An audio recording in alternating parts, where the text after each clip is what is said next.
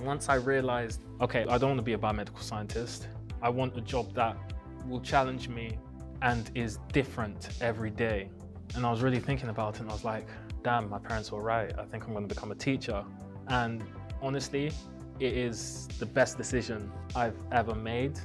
When I'm not marking, planning lessons or observing lessons, most of the time you will find me down in the gym or the sports hall coaching the basketball academy. One of the things that has most excited me about coming to this specific school, they started the basketball academy. They had that in mind when they saw my CV and they were really excited to work with me, and it's been a fantastic experience. Who will have bespoke event merchandise on sale and Chicks First, the leading educational charity. Good morning and welcome, good afternoon, and welcome to the first day of action here at the English Institute of Sport in Sheffield. It feels like morning because we're starting the championships, but very grateful, in fact, for the late wake-up, especially those who've travelled to get here in the stormy conditions that are being reported and experienced around the country.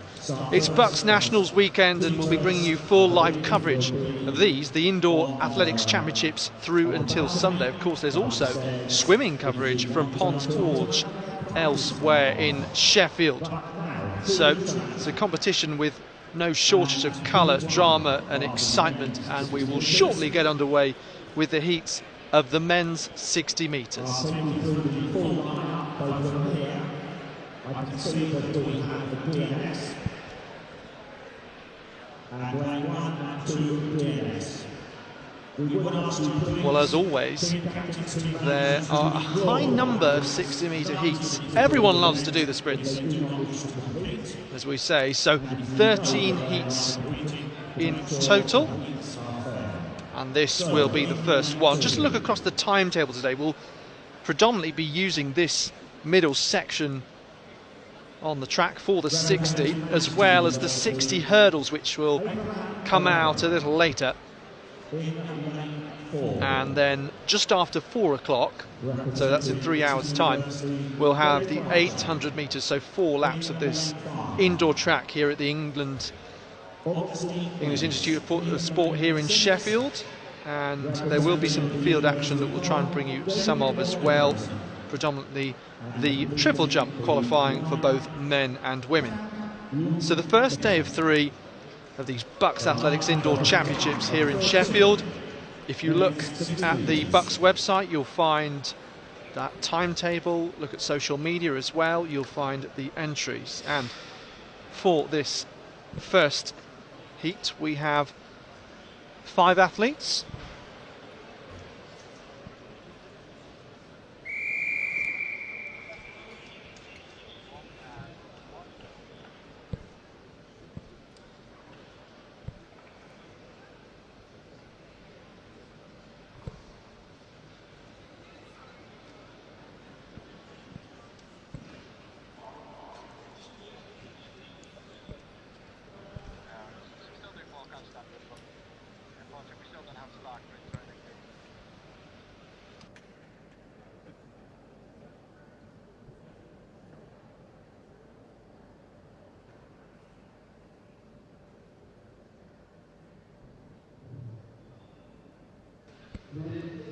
So Abraham O'Regan in this race. On the outside, David Bouaki next to him, then Augustin Ines, but it's David Morgan Harrison coming through. Now, just a heat for him, because this is a man with an intention of challenging in the final. Just looked like he was pulling up very slightly there. Camera, we can have another look at that. But, well, David Morgan Harrison, really exciting. Let me give you a bit of context. He is the younger brother of Andrew Morgan Harrison, who won the BUCS Indoor 200 metre title. So last time there was a BUCS Athletic Championships, on a track anyway. And he won that 2 years ago. Now, David, younger brother, beat Andrew at the Northern Championships for a huge lifetime best of 6.67. 6.67. He looks to be okay. coming off the track there and safely progressing through to the semi-finals.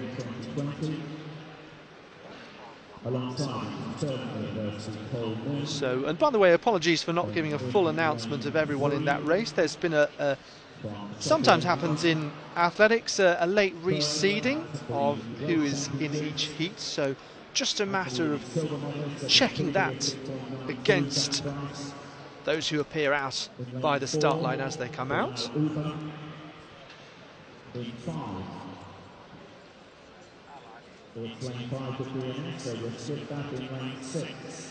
From Hertfordshire University, James Hansen, and in lane 7, Oloole. And my apologies for not mentioning some of the universities, but the abbreviations on the roster sheets and the club or two, I'm sorry, I don't understand. Particularly when you put Portugal as a university.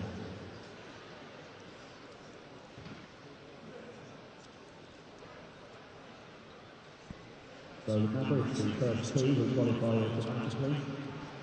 They'll be joined by the fifth fastest non-automatic qualifiers in the cross 13 heats in round 2.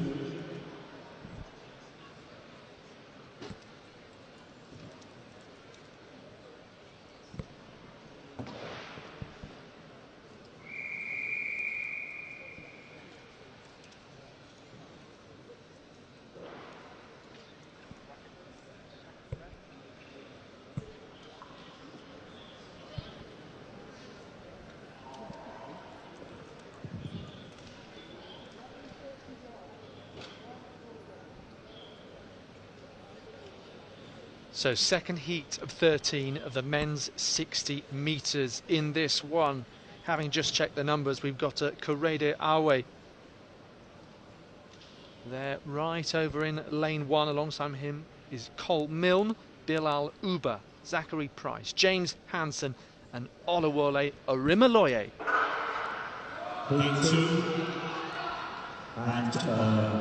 So getting going here, very close there between Awe and Hansen in the purple coming through. 6.82 showing on the trackside clock.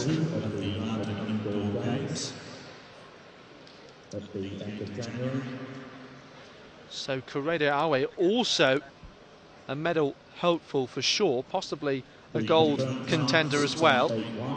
His best is 6.72, so a tenth faster than he's just gone here, and that was a lifetime best set at the London Indoor Games last month. You can see how James Hansen comes through to make it neck and neck on the line.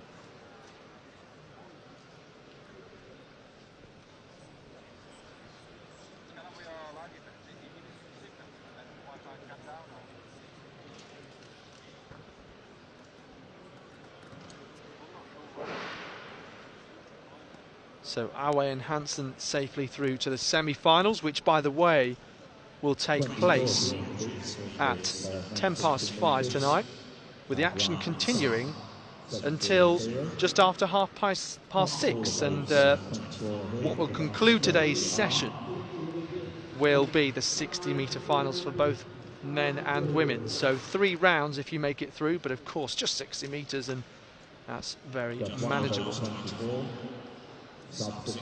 Qualification just getting underway then in the women's triple jump.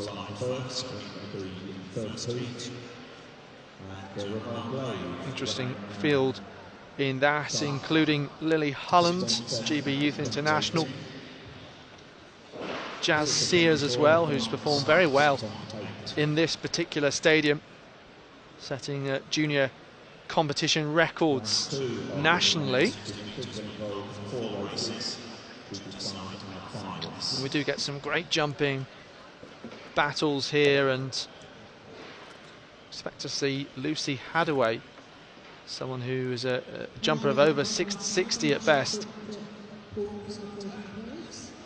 and alongside her hopefully Becky Chapman, the former British senior medalist also.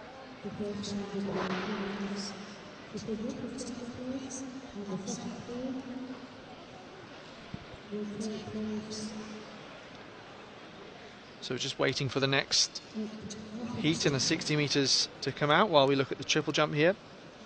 Saw James Hansen come through a moment ago in the second one alongside Corrado Awe. Well, James Hansen is actually another of those who's improved quite significantly recently. Obviously, you kind of anticipate that there may be a jump in performance where people haven't competed and trained in anger consistently for a couple of years now. And James Hansen, well, in 2020 he had a lifetime best of 6:86, and at the London Indoor Games he recently ran 6:70. So very close between those two on paper and indeed on the track a moment ago. Awe and Hansen.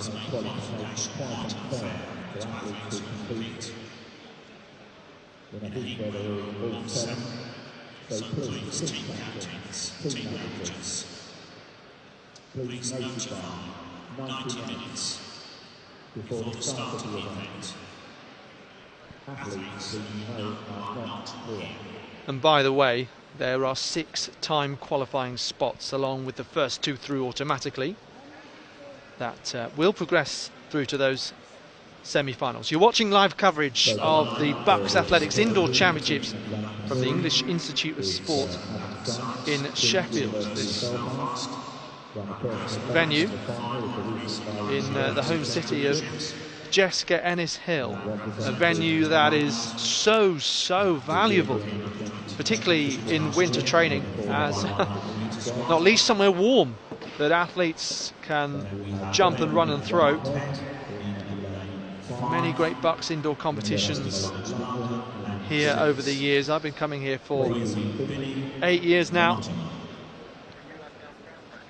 and as always there are other sports happening on the same weekend. It's 5 across this, with the swimming also being streamed, and the badminton just across the hallway.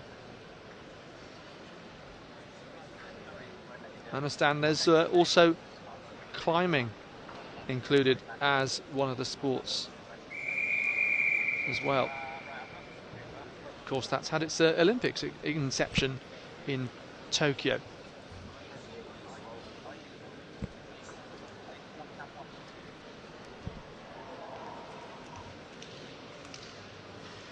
So we're getting ready for the third heat of 13 of the men's 60 metres here.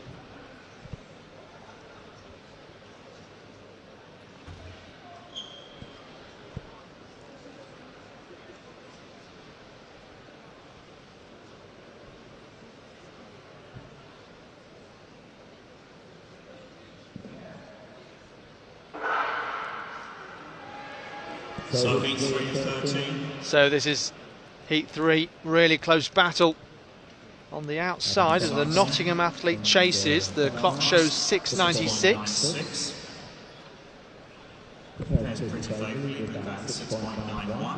So Adam Sykes comes through. And then following him is 68, Kwesi Binney.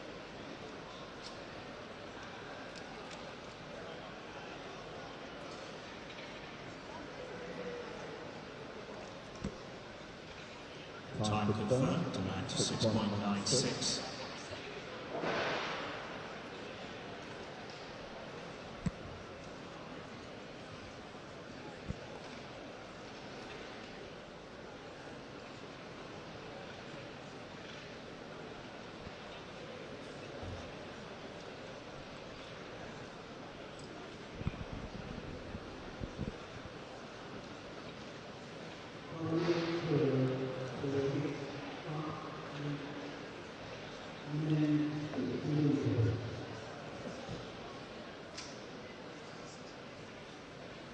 So the lineup for this fourth heat of the 13.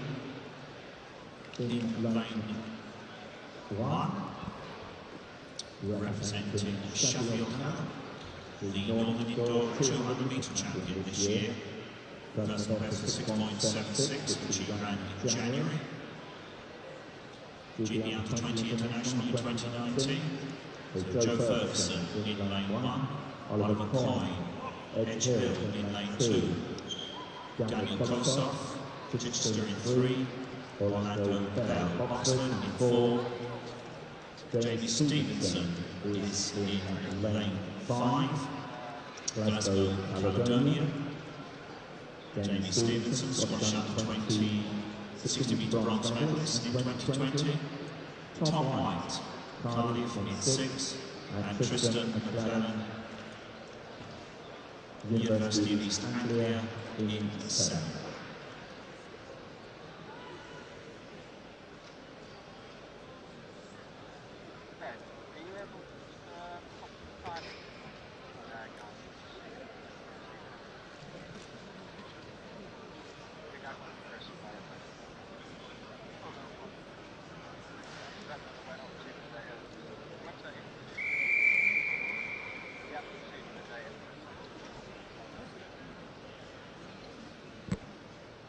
So this is heat 4 of 13 of the men's 60 metres. We've got Joe Ferguson on the inside, and Ferguson, the Northern Indoor 200 metre champion with a lifetime best set recently there of 6:76. Oliver Coyne alongside him, the Edge Hill, with Ferguson being of Hallam, then Daniel Kolosov, Orlando Bell, Jamie Stevenson, Thomas White and Tristan McClellan of the University of East Anglia in the navy and yellow in lane 7. So Ferguson very well away in line 1 on the far side there. So Ferguson streaming away, very much clear. And I think it was, Joe Ferguson, Sheffield, 6:80 on the clock. I think in second place. 6.80 showing trackside. So nice comfortable win there for Joe Ferguson. It was very close in behind. Closing was Thomas White in the CUAC red vest of Cardiff.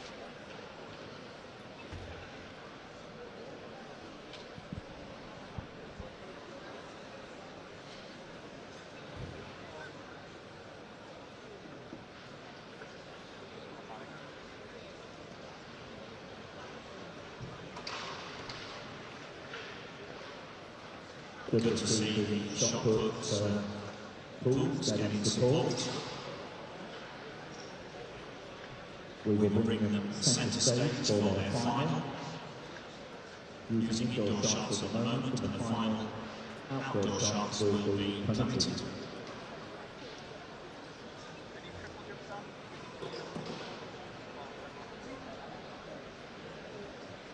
And shot put final. 12 on Sunday.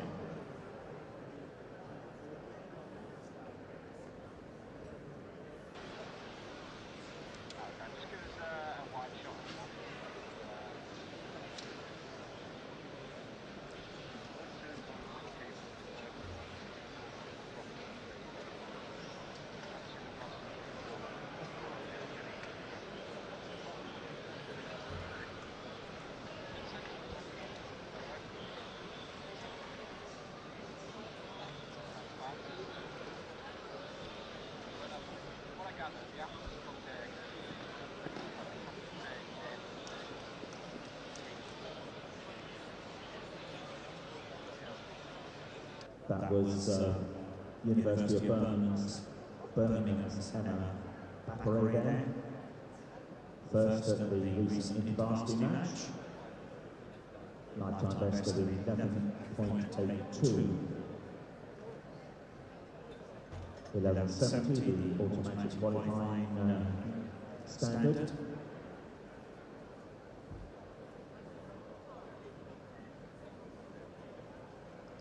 .11.60, so she's just short of the automatic qualifying mark with her second round jump. I'm sure that will be enough to get through to the final though. Meanwhile, back to the track for the fifth of the 13 weeks. So you're watching live coverage then of BUCS Nationals, 3 days of athletics here from the English Institute of Sport in Sheffield. If you're new to BUCS and university sport or have competed and followed it many times, I hope you'll see the energy, enthusiasm and the atmosphere, particularly on the finals day, where so many medals will be up for grabs on Sunday, will speak for itself. And there's a reason why plenty of athletes come back year after year. It's like a football transfer window where you see someone who was previously in the colours of Loughborough and now wearing the navy of Brunel. And you're like, hey, what's happened here? Someone's doing a Masters, but athletes love to stick around BUCS. And actually I was just talking to one of the team managers who was saying that not everyone wanted to, let's say, go out into the job market last year or the year before. So one way to resolve uncertainty or to put off that was to do a Masters and continue within BUCS. And then, as for what I was saying about being new to university sport, there are plenty of people in that sense because there haven't been this type of competition for a couple of years, and therefore you've got second years for whom it's their first BUCS competition and third years who might have only done one comp. So great that they will have this experience. It is really different to be in this kind of environment as a team and to thrive off each other's successes.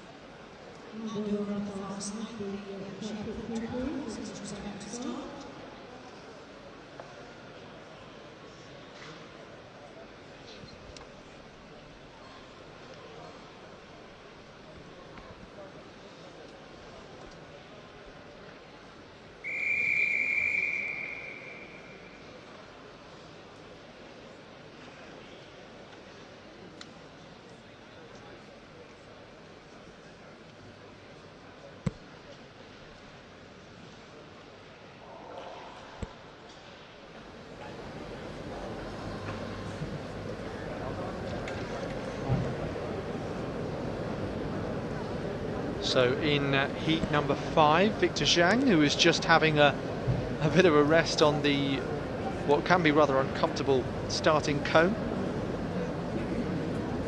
Seats in the stadium slightly more comfortable. Harry Osborne, Joe O'Carroll, CJ Maguire, Munir Hinadi, James Osola and John Jesse Nwala. So John Jesse Nwala gets underway this one. is going to take this well, also is Nwala. Very close there between CJ Maguire and Munir Hinadi of Cambridge for the second automatic qualifying spot. 6.96. So we'll have a look. I think it might have been Munir Hinadi who got up, the Cambridge man, for the second automatic qualifying spot, with 6 timed places available beyond them as well across 13 heats.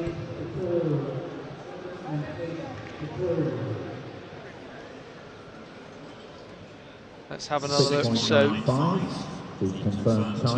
Nwala with a great drive through in second half to that race. And then it was Hinadi battling with University College London's CJ Maguire in the purple and gold colours, with James Osola of Bath in the blue and yellow. Looked like he was just behind them. In lane 2, representing Leeds, Jacob Mize. In lane 3 from Swansea University, Kelvin T. Canor. So we already have the next set of athletes representing Edge Hill, going through their finishing touches, if you like, to their warm-up ahead of the heat. In a way, for many, the heat is a chance to, by those finishing touches, get into your rhythm. We have Carton Toe of Durham right into lane 1 with a lifetime best of 7:91. Final of the European Under-20 Championships. Alongside him, Leeds City's Jacob Myers, Swansea University's Kelvin and T. Tannell, Edge Hill's Callum Garvey, and Sean Brown Webber alongside him. Toby Ogunkanmi, then the Brunel athletes. Now he, 3 years ago, Southern Under-20 100-metre champion outdoors, of course, with a lifetime best of 6:81 recently. So you've got a number of men who are around the 6:70 mark, and Ogunkanmi fighting to try and break that 6:80 barrier. And then the two on the outside, Nottingham Trent's Ibukan Opadiran and Alessandro Shanini, who you might well know as a long jumper in lane 8 then.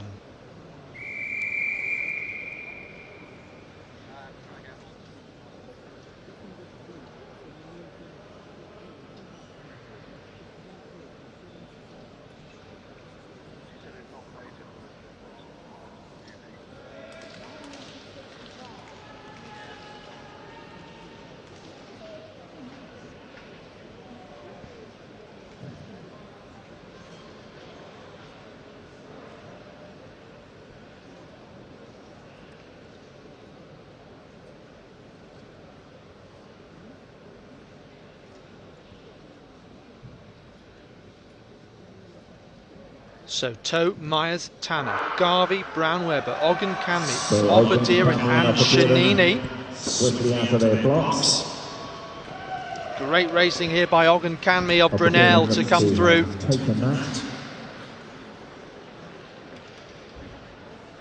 With bib number 12, 6:86 there, so not too far away from that new lifetime best.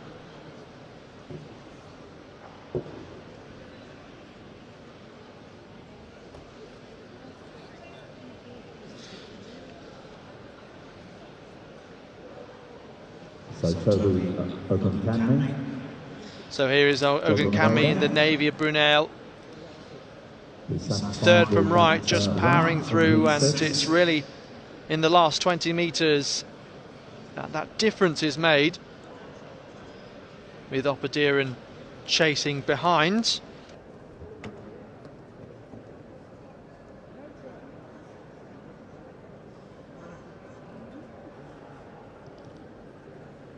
And I think it may well have been Kelvin into Tannell in second automatic qualifying spot.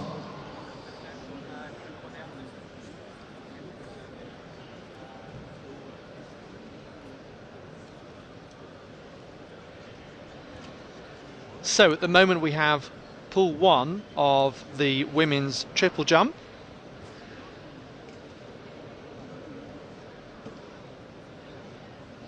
And I mentioned the likes of Lily Hulland are involved, GB Youth International, with a lifetime best of 13:16. That puts a class above of some athletes. Naomi Ogbeta, now a GB Senior International, who's been to major athletics championships. Previous winner of the BUCS title. So you can see that queue there, that is the qualification mark. And that is athlete 985.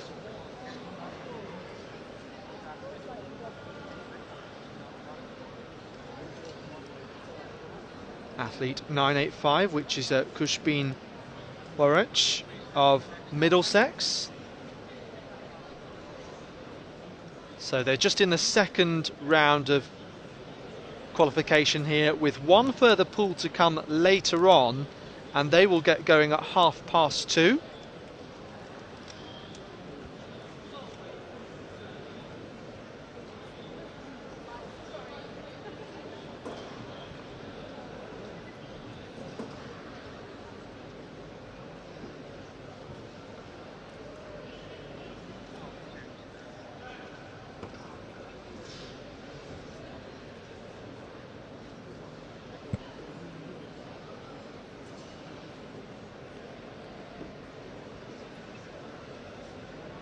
So you can keep up to date with the timetable on the BUCS website. Check out content on social media channels as well.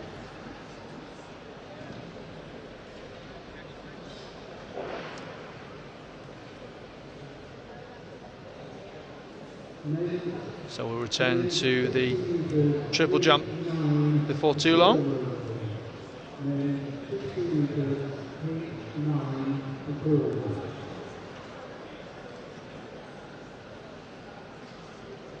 In heat 7, lane 60 metres, lane 8 DNS.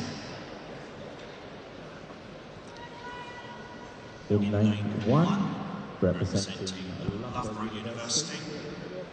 So we'll go back to the track next. We are up to heat number 7.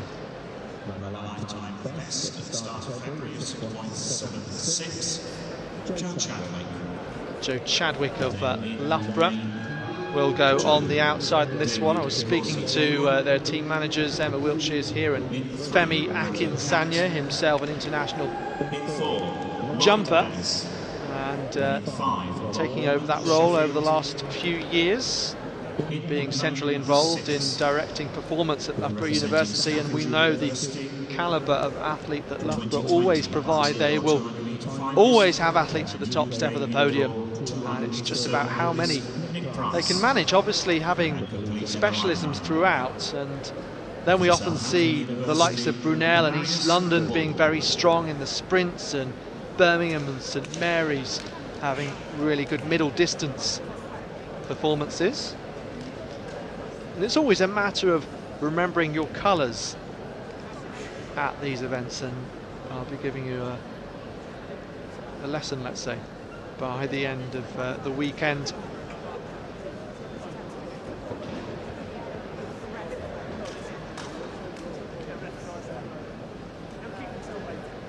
Also in this one, Nick Price, a very good 60, 100 and 200 metre sprinter.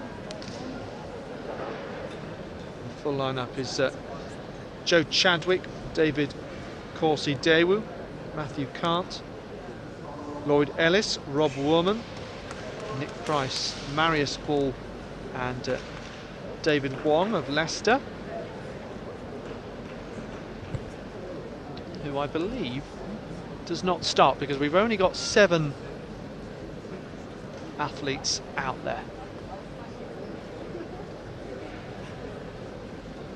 So there can always be some late changes. Chadwick, Corsi-Dewu, Kant, Ellis, Warman, Price and Ball. Heat number 7 of the men's 60 metres. So now the start goes, and just look at Joe Chadwick go. Chased down by Price as he eased up towards the line. 6:87 showing on the clock, so potential certainly to go even faster. That given in fact officially as 6.85.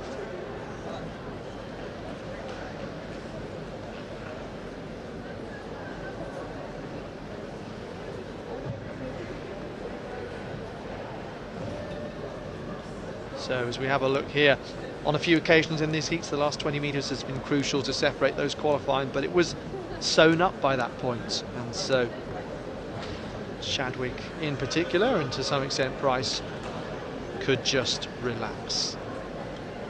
If you just joined us, this is the BUCS Athletics Indoor Championships from the English Institute of Sport in Sheffield. We're back for the first time in 2 years, which is brilliant to see, and it means some athletes haven't experienced an event like this before. So we've got athlete 979 coming up here. As we have a look on the roster app, which you can use for this event, that's Becca Roberts of Cardiff Met. So this is simply a matter of getting through and qualifying to the women's triple jump final. We've got 2 pools of qualification trying to do that, and then the final is scheduled to take place as the first event on Sunday.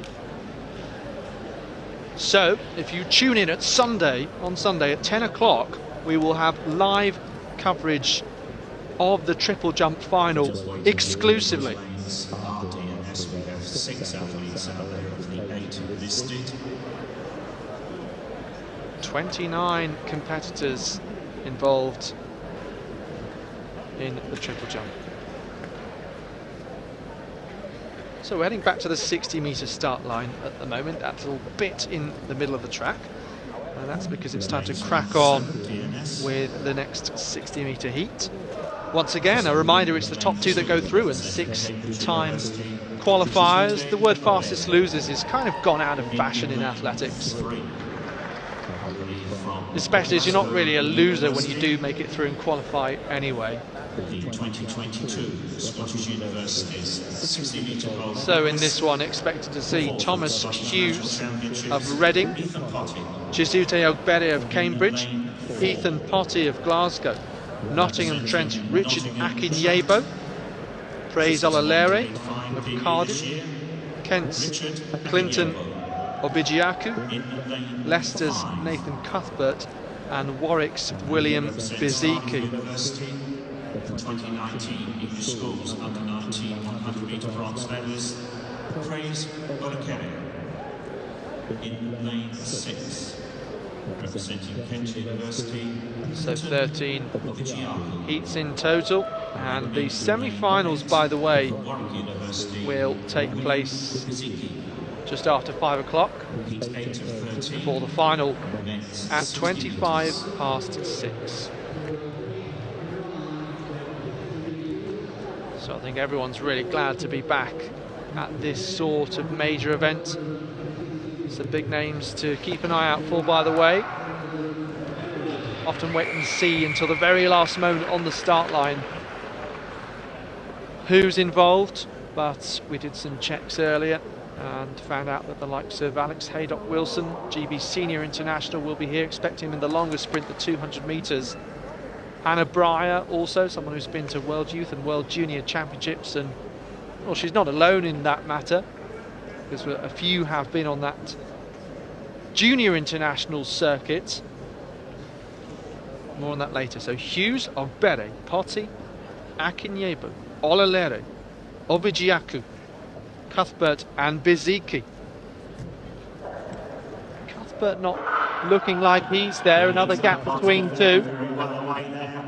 Really good starts from Ogbede, very close in the end between Akinyebo, who came up fast for Nottingham Trent, and Ethan Potty in the black of Glasgow, wearing vest number 35 there, just moving to the right of your screen. So 6:87 on the clock, so we're seeing a few heats around that kind of 6:08 mark. So let's have another look here. It was Potty in the black of Glasgow, pulling his way through the first 40 really nicely, and Akinyebo of Nottingham Trent finishing quickly there. In years gone by, Nottingham Trent has been full-on pink, and they changed their vest a little bit, as I'm sure some other unis have done, and UEL have also got a more unique colour these days, or slightly more. It was like a royal blue, perhaps. I'm not a colour expert, I don't work for Dulux, but now it's more of the colour that used to be in my kitchen, kind of like a duck egg. I'm sure there's a more flattering name for it. And Cambridge, by the way, it is quite a similar colour. There's a Cambridge vest just passing through there. Okay, should we head back to the triple jump? This is the qualification pool for the women. We're now moving into the third round.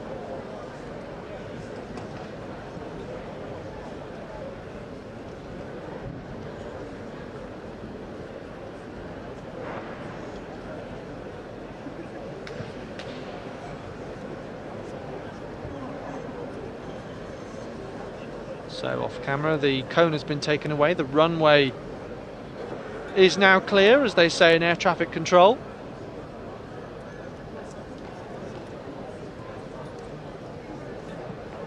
So we'll try and get this jump in for the next heat.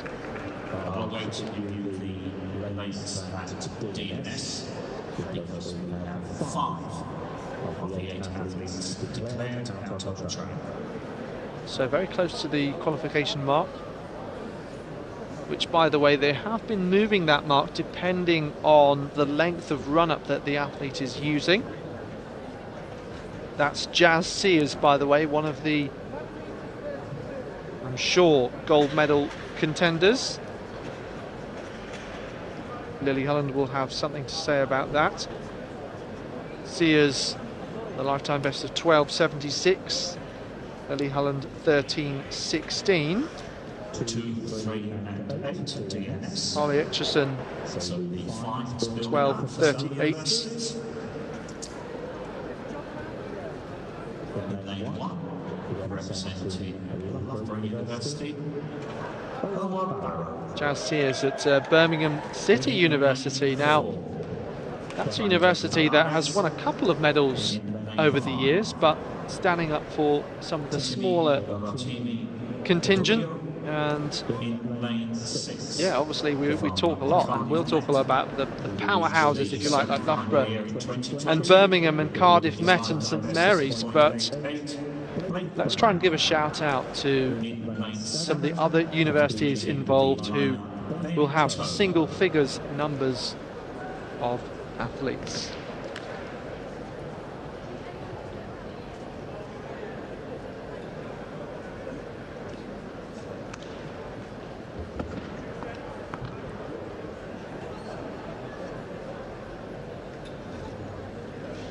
So once again, it looks like there are a few late changes to this heat, with a couple of athletes not involved in this one who were on the initial start list. So we'll have a look. It looks like the athlete further to the outside is Benjamin Toe.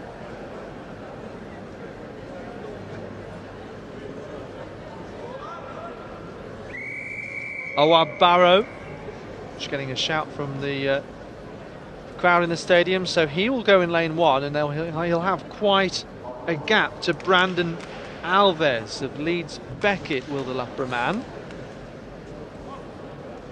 And then it looks like we've got Timmy Rotimi Toviho, Blake Brown of Cardiff Met, and then Benjamin Toe. Just the 5 athletes aiming for 2 automatic qualification spots for the men's 60-metre semi-finals. Okay, so that's the first time that we have had the recall sound. I was going to call it the second gun, as you sometimes have, but the recall gun could mean that there's a false start. It could also mean a faulty start. Now obviously, as we have a look here, there's a bit of movement, isn't there, from Brandon Alves, and I think both athletes either side were twitching a little bit.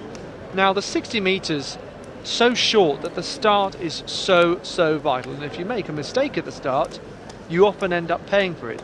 As a result, there's often a desire to get the perfect start. Of course, why wouldn't there be? Some say it's half the race. And when that happens, we can see false starts. Now, we may also see the green card shown, and right on cue, here it goes. We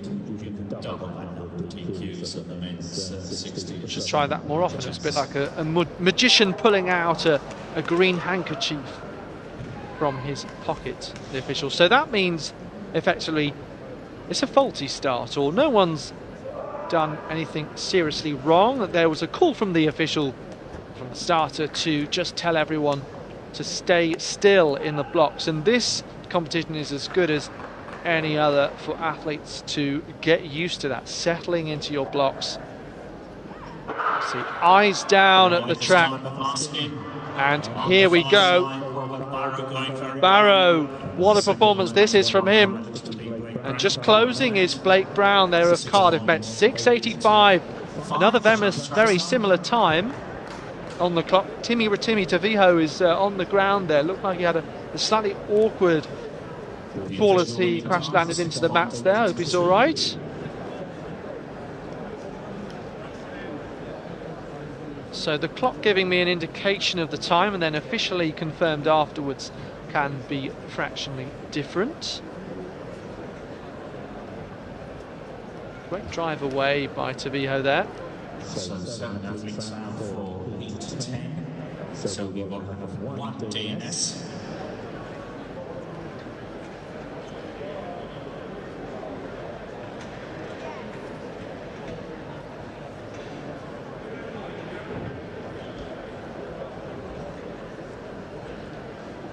Lane 4 DNS.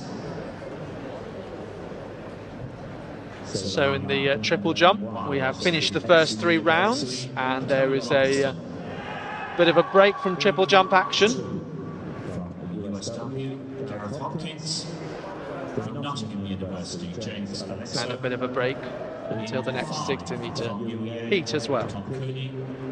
Heat 6 representing Swansea University. Hansen Davies. Heat 7 from the LSE, Jonathan Bull, and completing the lineup in lane 8 from Brighton University, Britt Smith. Britt Smith, the BUCS 200-metre silver medalist at Bedford back in 2019.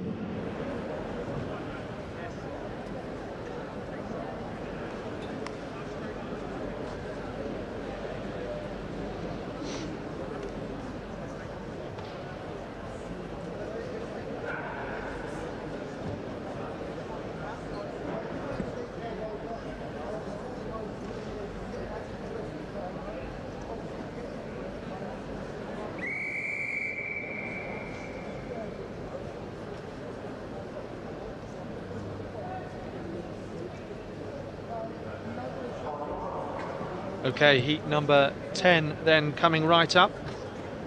By the way, people asking about results, they're on the Roster Athletics app. You can also find links, I'm sure, on BUCS social media and website.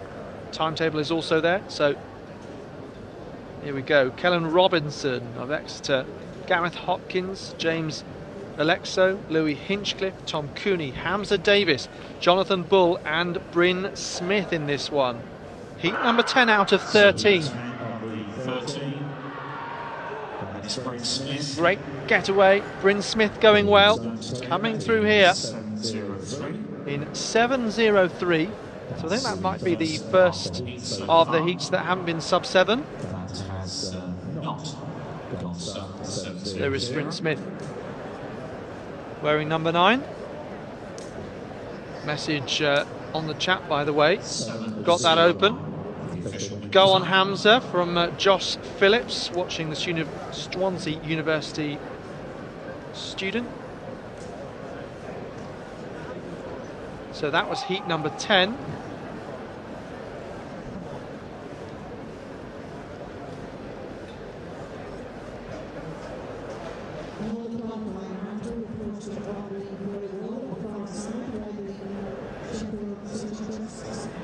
So, as mentioned, we have a few heats left of the men's 60 metres. There's a break in the triple jump action after 3 rounds. We've already seen Jazz Sears perform well, one of the gold medal hopefuls, along with Lily Holland.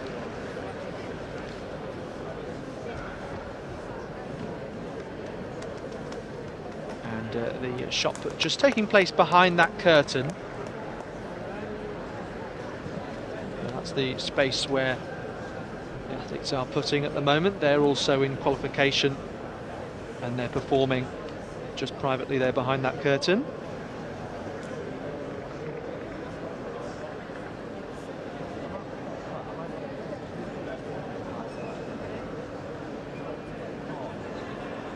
Toby Hawkins, watching, was impressed by that performance from Bryn Smith. He did come through nicely, steady, he says, on the outside.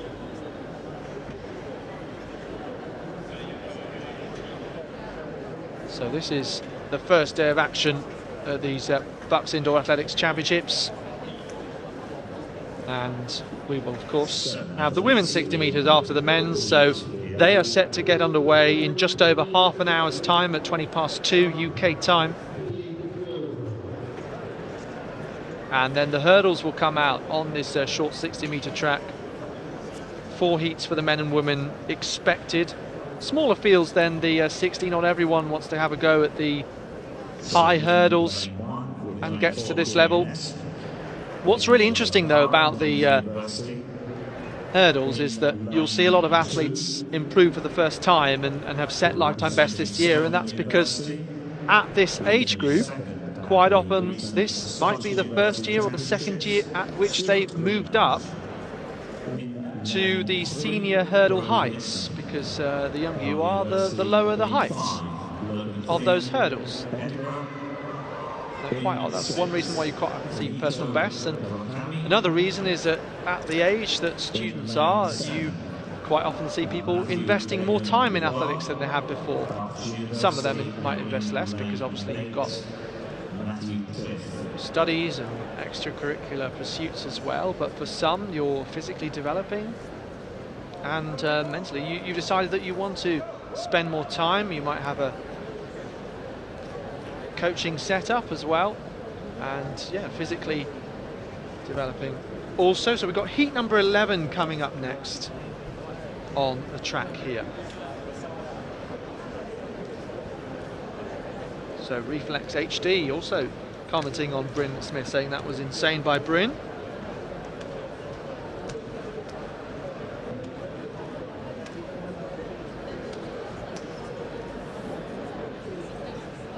So Will Humphreys saying, come on Emmanuel. So that's Emmanuel Apara, I'm assuming, who is in this next heat for Plymouth. We've also got the Scottish athlete Stuart Greenhalgh.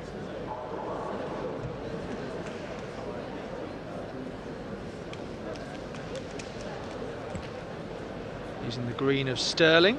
Then we've got Hull's Brodie Hinson, Gloucester's Elliot Simmons, Edinburgh's Logan Fern. On the outside, Kaito Kawakami, Matthew Adam Yeboah, and in the black of Glasgow is Matthew Cliff. So it looks like one non-starter, looks like lane 4 there. So that may well be Simmons. So Stuart Greenhalgh going really well for Stirling, chasing is Adam Yeboah. And he dips on the line, looks like he comes through in 6:99, showing trackside on that clock.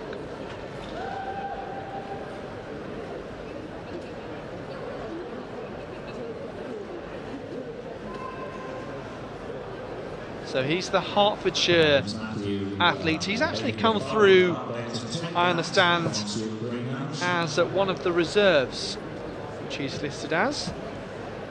That's one of the benefits of having large team squads. Athletes can be brought in, and hopefully that can help fill some of the empty lanes that we have seen.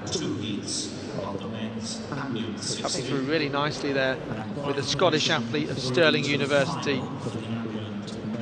Greenhalgh. Will be the top 8 based on errata points, because these are mixed classification races. So Greenhalgh, who qualified there as one of the top 2, that's what you have to do, top 2 places and then the next 6 best times across all of the heat. So he, the Stirling man, is the Scottish University silver medal, so trying to add a British medal to that. And he would have been very close to his lifetime best of 6:94, just outside it here. Okay, so that was heat number 11.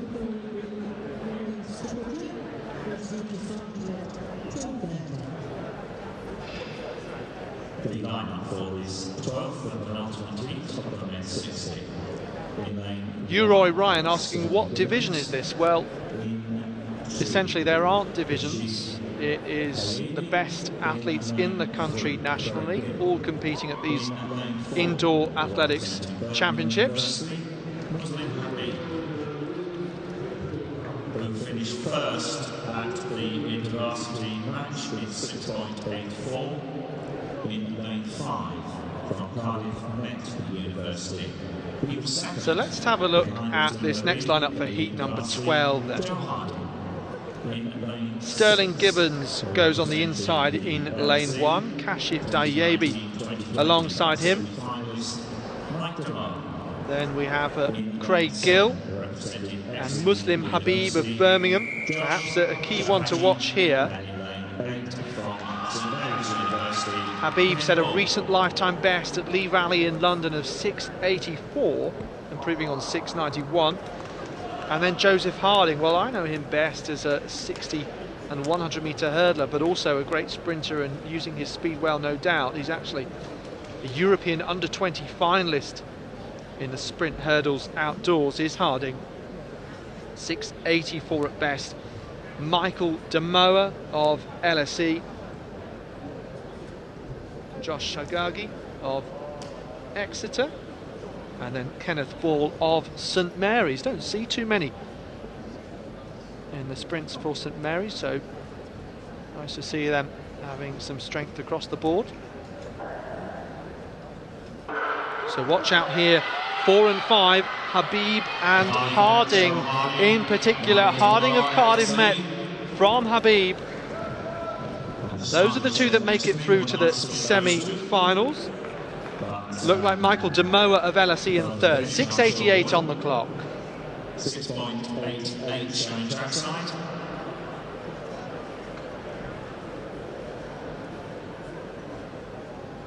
6.86 officially given.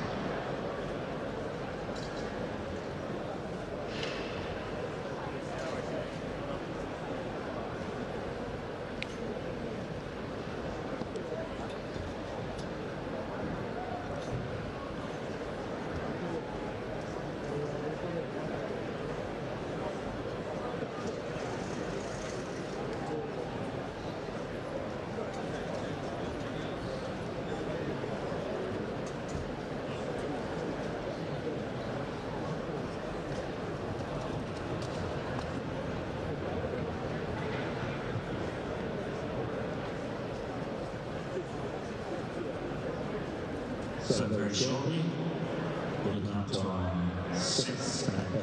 13th and final heat of the main 16.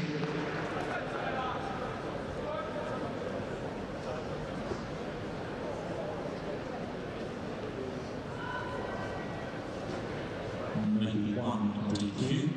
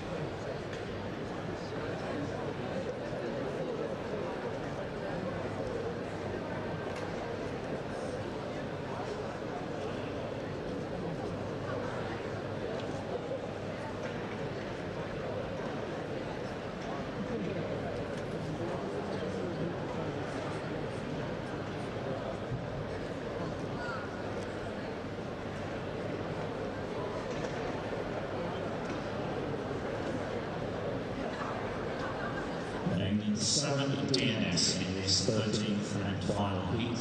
So this is the 13th and final heat, by the way, of the men's 60 metres. Yes, 13, unlucky for some, but why would it be unlucky? You see pretty regularly these days people wearing bib number 13 and football shirt number 13. Let's take a look at this lineup for the final heat then. We have Pierre Walker will go on the inside, lifetime best of 7.17. Matthew Harris of Durham. Ching Hao Chen of Sheffield. Kehinde Adenuga in lane 4. Newcastle's Jake Bradford. Tyler Panton of Brunel. Vincent Oney of Leeds and Rio Booth of Liverpool John Moores. Looks like the DNS is in lane 7 there, Vincent Oney. So a lot of people watching for Tyler Panton. Alex Hansen is watching, Carl Reynolds is watching, describing him as Tyler the Tank Engine. Darcy Kuipers is watching, a multiple BUCS medalist.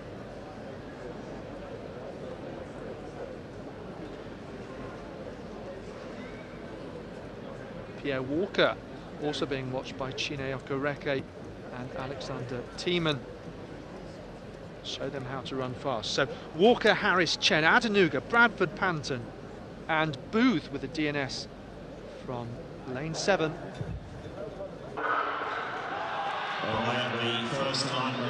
So here we go, Panton of Brunel in the navy.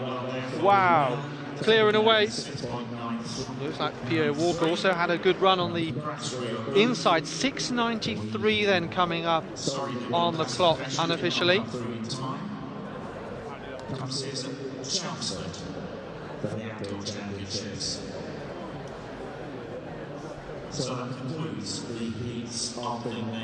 that's the final heat then, the Brunel man going through and joining his teammate Toby Sorter earlier, at least. There we go, really nice getaway. We were talking about how important the start is in the 60 metres. And it's almost as though he's in another race at one point. Of course, the camera angle just sometimes favours the athlete on the outside and makes the gap look a little bit bigger. Okay, so that concludes, essentially, the men's 60 metre heats. Next on the track in 13 minutes time will be the ambulant men's 60 metres.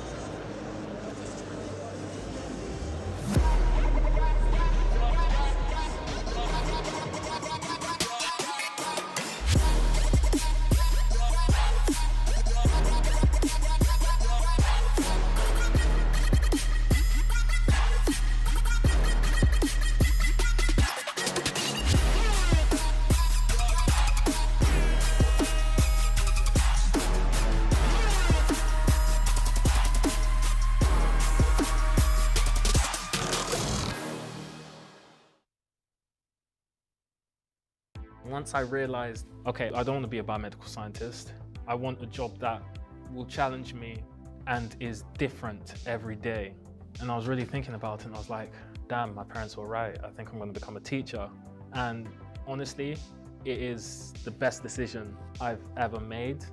When I'm not marking, planning lessons or observing lessons, most of the time you will find me down in the gym or the sports hall coaching the basketball academy. One of the things that has most excited me about coming to this specific school, they started the basketball academy. They had that in mind when they saw my CV and they were really excited to work with me, and it's been a fantastic experience.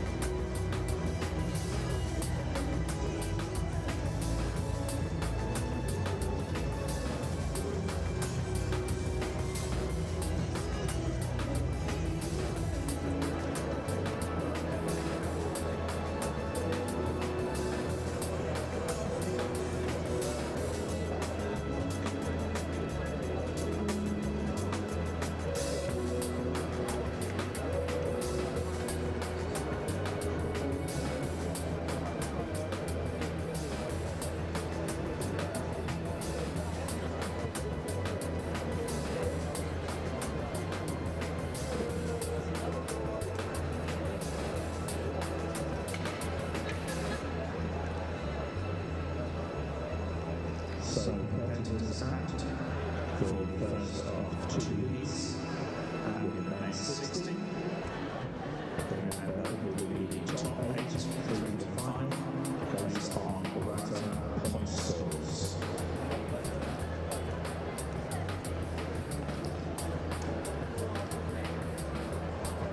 And in this first heat, right now, we will lane 1.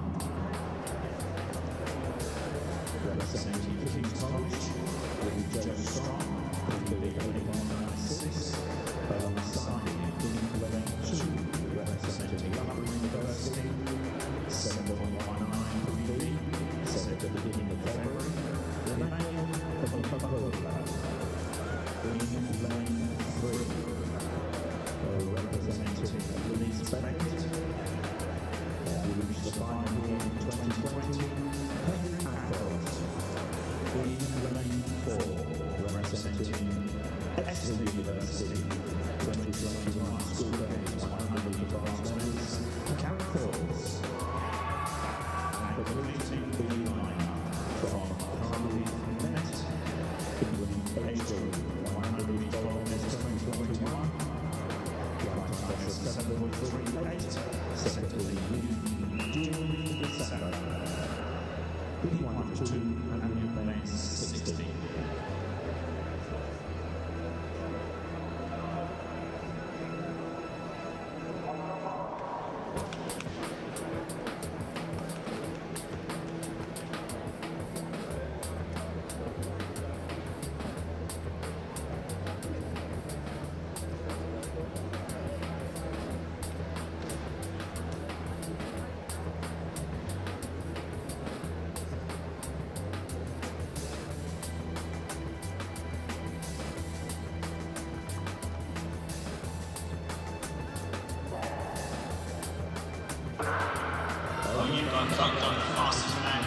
So heat number 1 of the men's ambulance 60, Mattox against a Yimbo Coker. Mattox of Cardiff Met in 7.25 unofficially, so these are heats with a final taking place later on today, 6:15.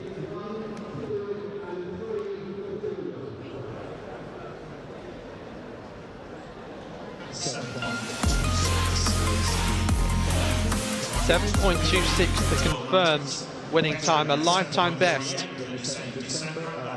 for Joel Mattox. The Yimbo Coker actually recently ran the same lifetime best twice at Lee Valley, 7.19. The newer Monastics Club athlete who represents Loughborough University, T47 man. So he's on the far side. Mattox in the navy gold and maroon of Cardiff Met, here nearest the camera. And he is the reigning 100 metres and long jump national junior disability champion. And I'm delighted to welcome to the EIS for these 2022 BUCS Nationals, the defending champion, representing Loughborough, the Paralympic and Euro Para 100 metre gold medalist. Please show your appreciation, Tom Young.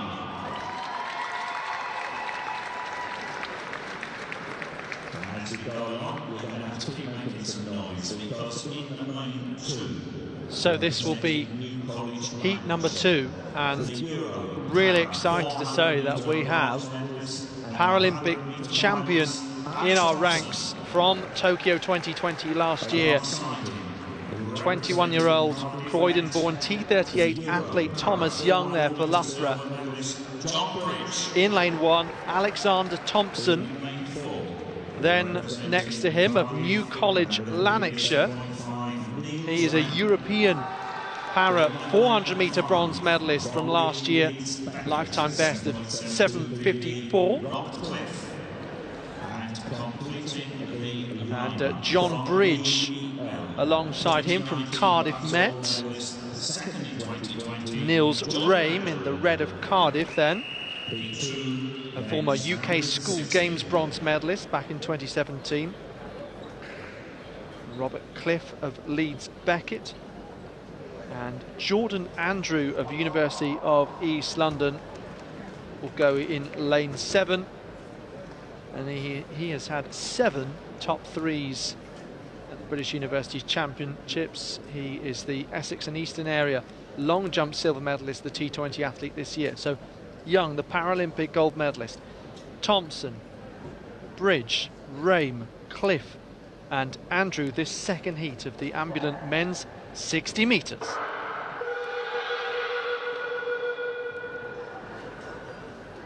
So, elevation of noise both through cheers in the stadium in Sheffield and the recall gun going for the second time this afternoon.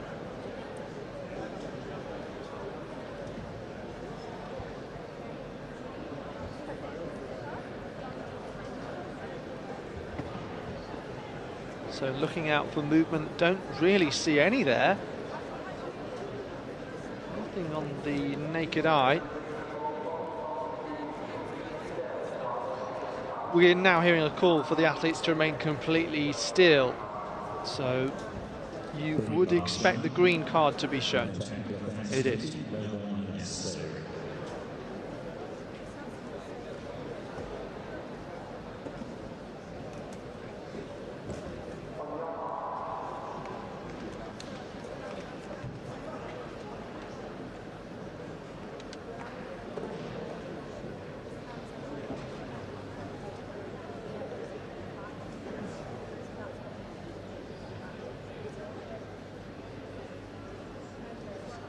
So Young, Thompson, Bridge, Rame, Cliff and Andrew.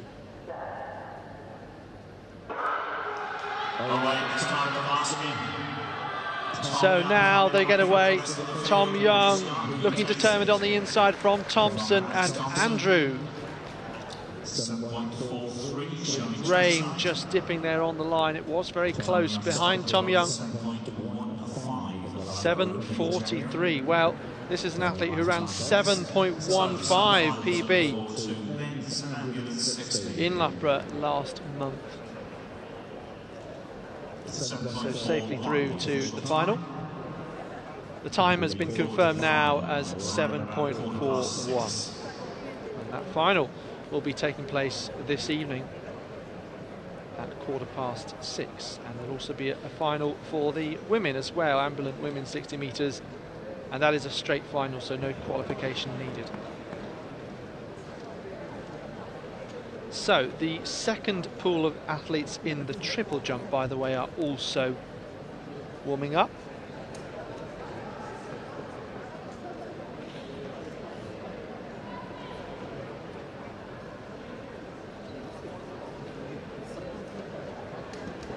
Second pool of athletes getting ready to go. They're expected to get underway at 2:30, and so that's the next field action. The next track action is expected to be the women's 60 metres at 2:20.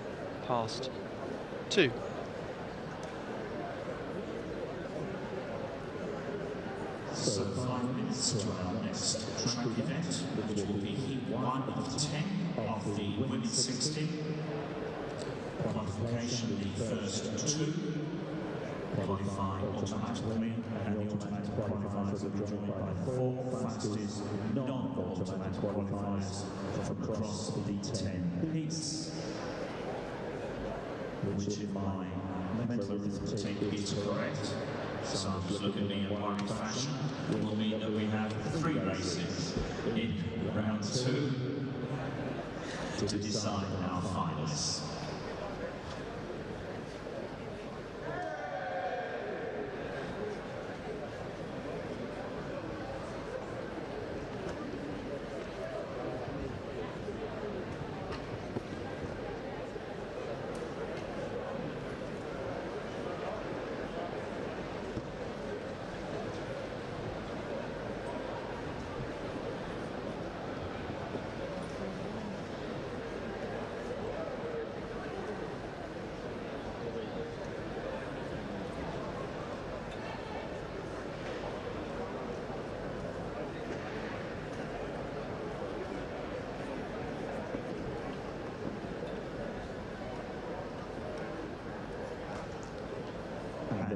entries in the women's 60, 7 of the women, some 7.5, and those 3,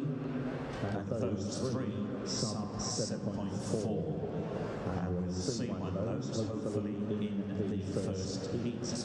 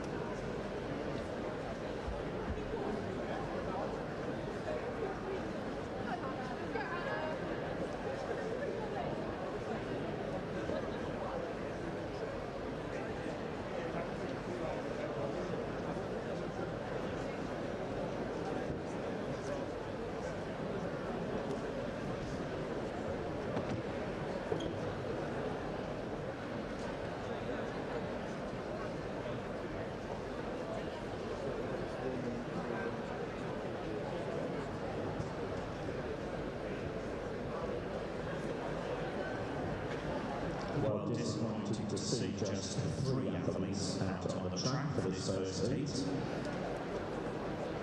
Mind you, the fines will be building up.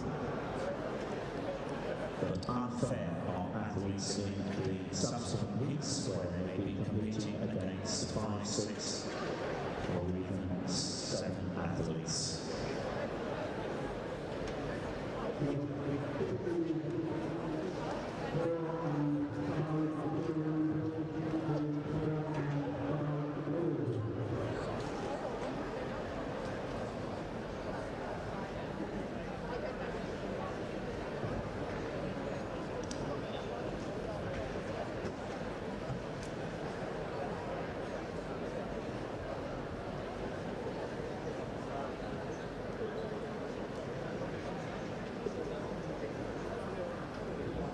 So we have athletes in 3, 4 and 5, and representing Birmingham.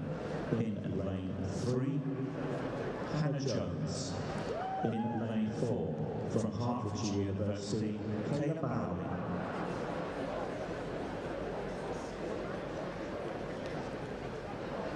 And in lane 5, representing Cardiff Met, twice BUCS 60-metre champion, former CBP holder, She took her third Welsh 60-metre title in 2022. Hannah Bryan.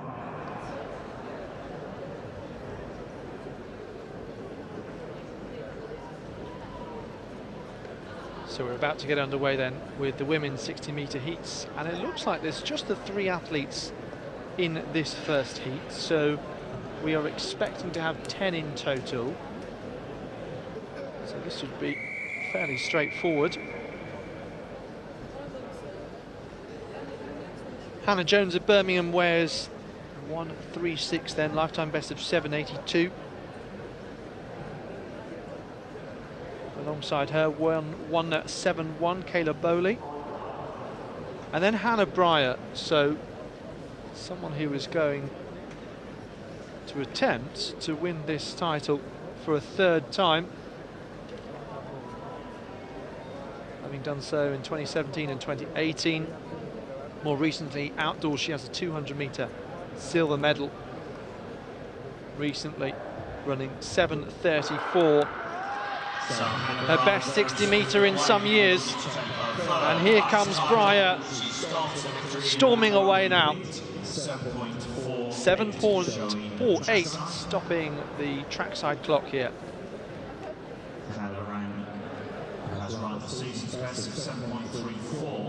Yeah, so 7.34, really impressive performance. 7:31 is her lifetime best. And that remains the Welsh under-20 record. Someone who was a World Youth and World Junior finalist a few years ago.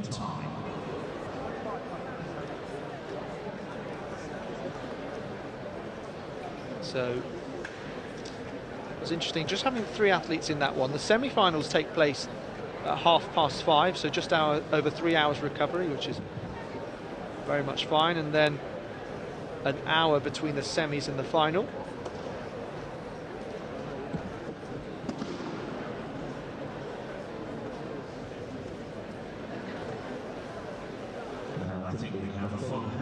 So this heat number 2, rather more full. In lane 1 is Alicia McLeod of Newcastle. Faith Cox goes in lane 2 with a lifetime best of 8:85. And Freya Cowan in the black of Glasgow University. Anna Cameron of Stirling. Jessica Young-Rogers of Sunderland. Anna Lashley of Durham. And then just on the left of your screen, that's Birmingham's Gianni Walker. So Gianni was the BUCS Outdoor 100 champion in 2018. She's 3 times a medalist and has been competing at BUCS for some years now. She's returning from a serious injury. It happened at a Grand Prix event.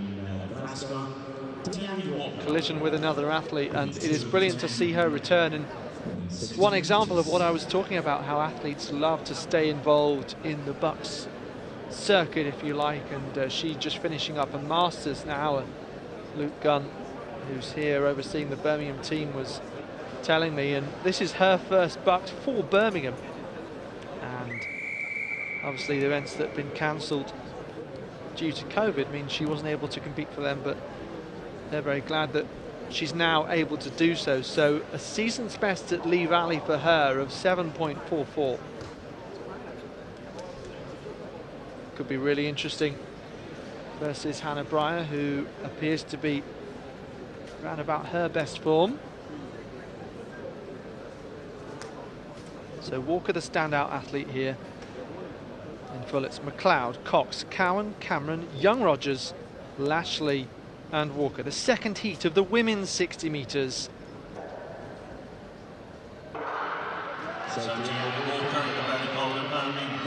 So Walker with a decent start. Young-Rogers of Sunderland also going well, but here comes Walker with Cowan of Glasgow in second. 7.54 then the former BUCS 100 champion. So that was her gold medal in 2018. She's had 2 third-place finishes, a 4th and a 5th. She was also the 2018 Southern Indoor champion.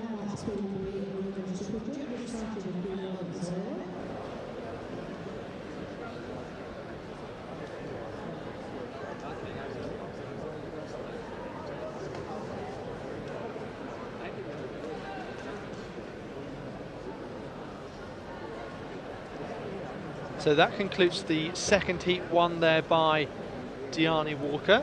We'll try and keep abreast of the triple jump qualification. That's in the second pool, just getting underway now as well.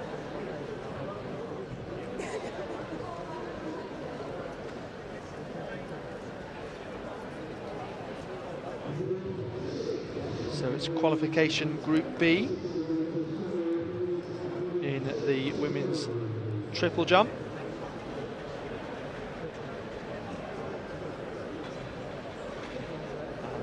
Athlete 982 that's just waiting for her measurement. That's Emily Gargan of Liverpool.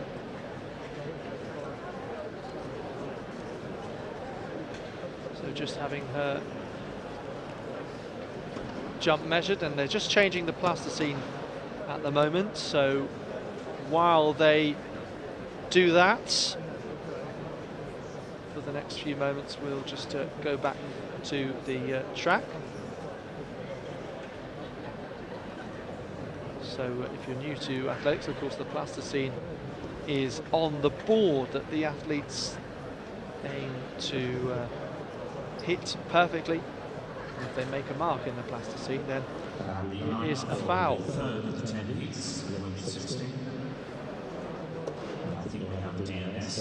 So no action just for the moment, and that gives me a chance to remind you that there's also live swimming coverage happening across these 3 days. You can follow this athletics event looking at the Roster Athletics app. There's plenty of links as well on the BUCS website. If you do a web search for BUCS Indoor Athletics Championships 2022, that should help bring that up, or go on BUCS social media, and you should find the timetable and a host of other information as well. So back to the triple jump soon. You can see that Lily Holland is among those preparing to jump in a moment's time, while the plasticine has just got back in. Heat 3 of 10, women's 60.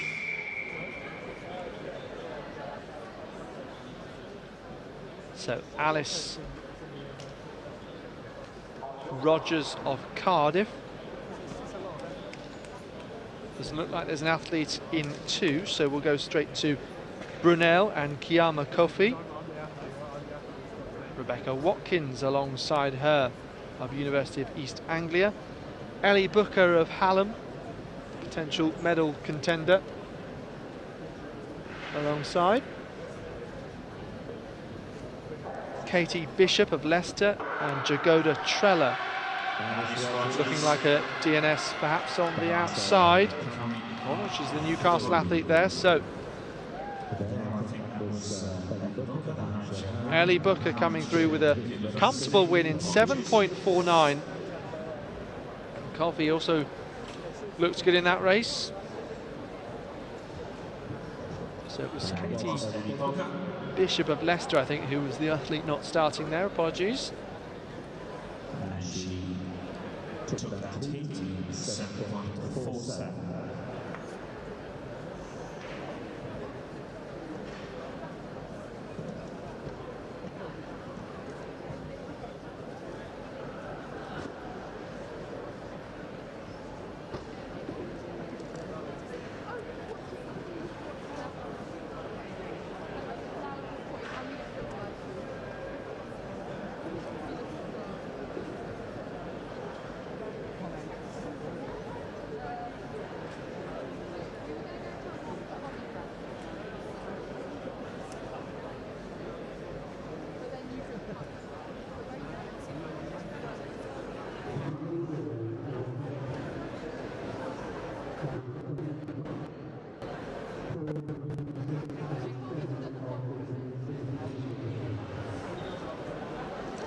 So still in the early stages of qualification in the women's triple jump. This is Pool B.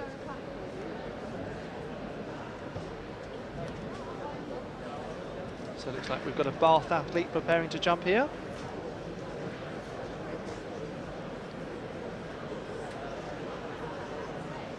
And just looking at her bib number, that says 974, so we'll have a look at the roster athletics app. 974 is Kirsty Nelson. It was a lifetime best of 10.76. So she's preparing for this jump. There's just the cone on the runway at the moment while they're doing a previous measurement. Other athletes warming up in the background.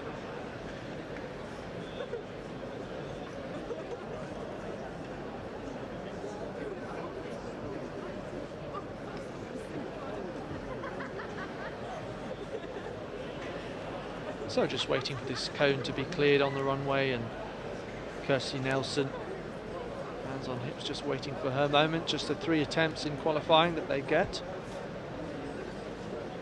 So that cone has now been cleared from the runway, so now she prepares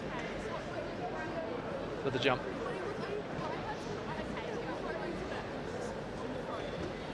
So Kirsty Nelson of Bath here, hurtling down the runway, hitting the board, and you can see there is the qualification mark, looks to be just short of that. A shake of the head there from her.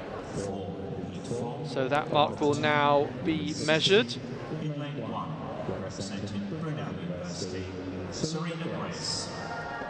In lane 2, from the University of Bath, silver medalist at the recent Southern Championships, a lifetime best of 7.47, Abagonday. In lane 3, DNS. In lane 4, Emily Cook. In lane 5, representing Exeter University, Toby Sorter. In lane 6, Abby Walters, and in lane 7. So keep an eye out on the scoreboard for the measurement of that jump. Meanwhile, we go over to heat number 4 of the women's 60 metres. Serena Grace of Brunel on the inside. Abby Galpin of Bath here, with one of the mascots preparing for their race later. So Galpin of Bath, Guernsey athlete who's coached by Tom Druce, recent lifetime best at Lee Valley of 7.47. Chrissy Murray of St Mary's. Emily Coop alongside Gianni Walker of Exeter. Abigail Walters and another Exeter athlete, Pauline Le Tacon. French woman nearest the camera in lane 7.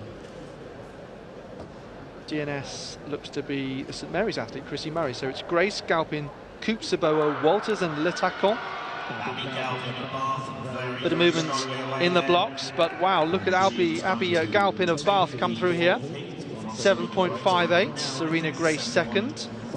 And I think that was Emily Coop coming in third.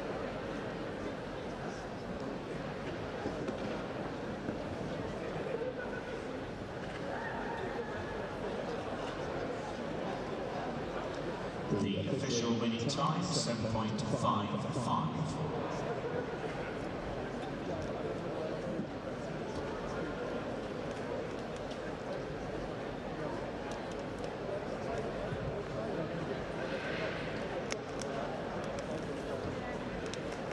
And you will note that I do not refer to rounding up and rounding down, because that's not our photo finish operates.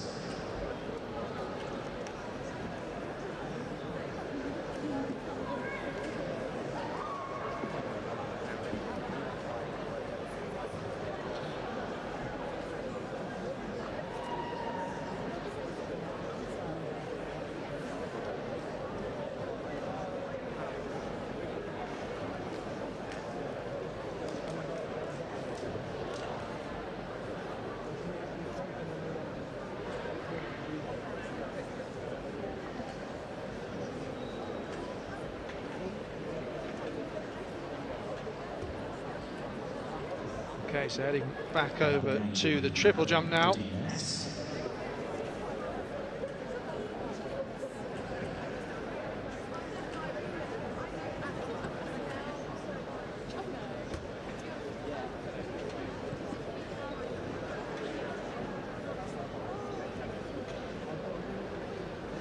So 1 or 2 Exeter jumpers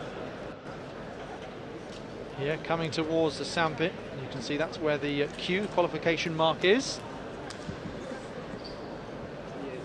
So we've got 2 Exeter athletes in this, Abby Mills 1015 and 1016 this athlete. Charlotte Campion.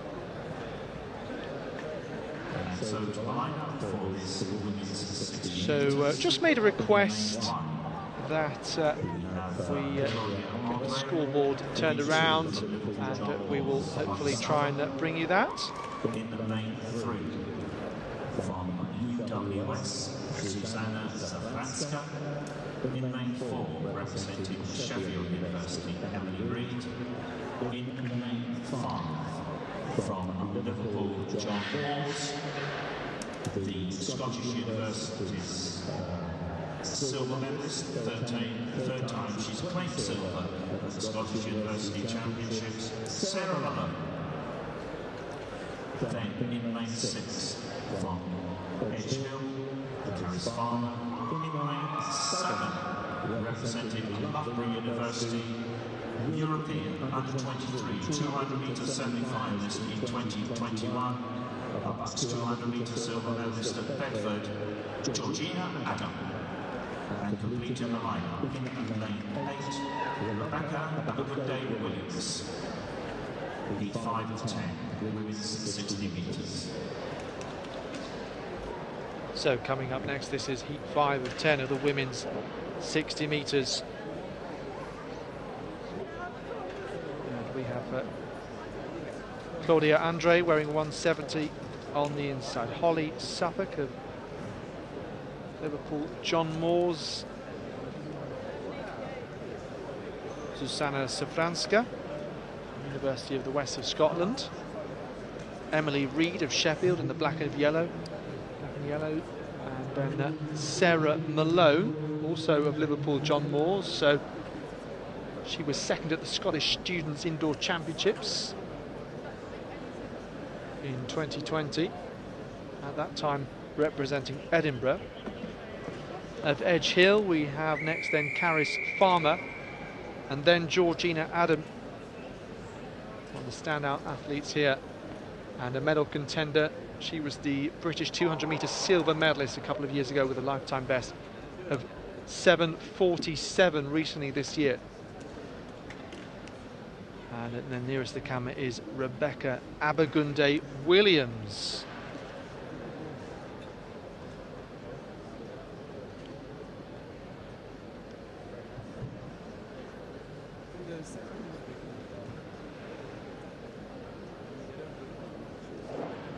She represents De Montfort.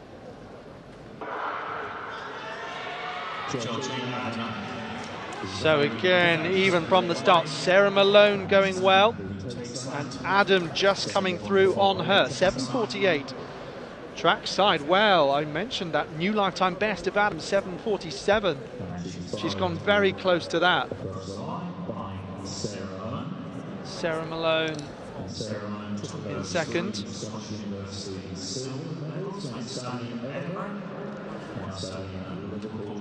Sarah Malone, multiple times the Scottish University's medalist. Georgina Adam, European under-24 by 100 metre relay champion, alongside the likes of Amy Hunt in Borås in Sweden 2 years ago. It was a great moment for the British junior team inside a beautiful stadium.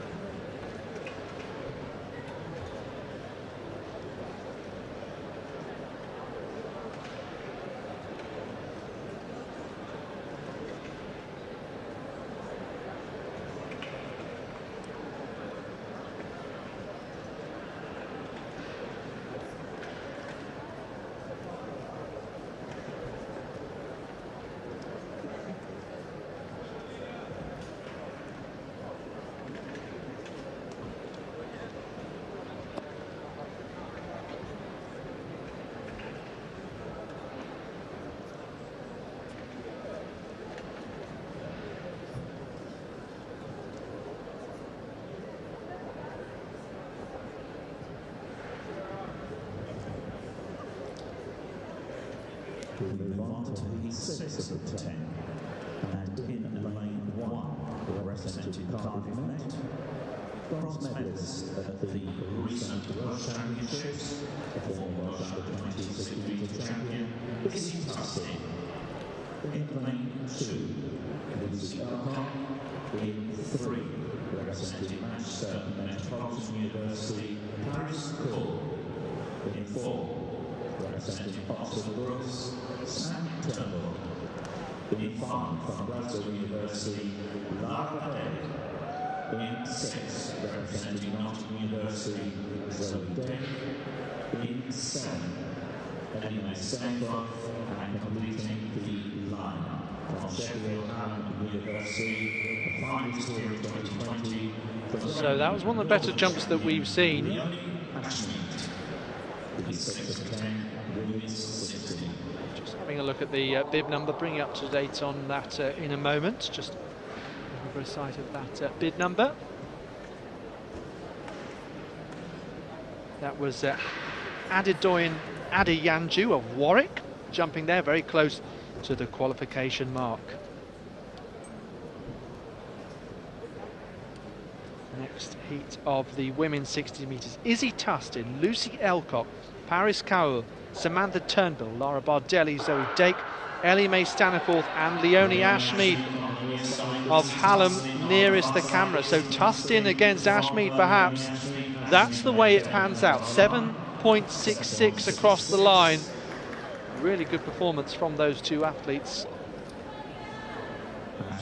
So Leonie Ashmead with a lifetime best of 7.55. The reigning Northern Outdoor champion and England silver medalist. Izzy Tustin, Welsh indoor silver medalist a couple of years ago.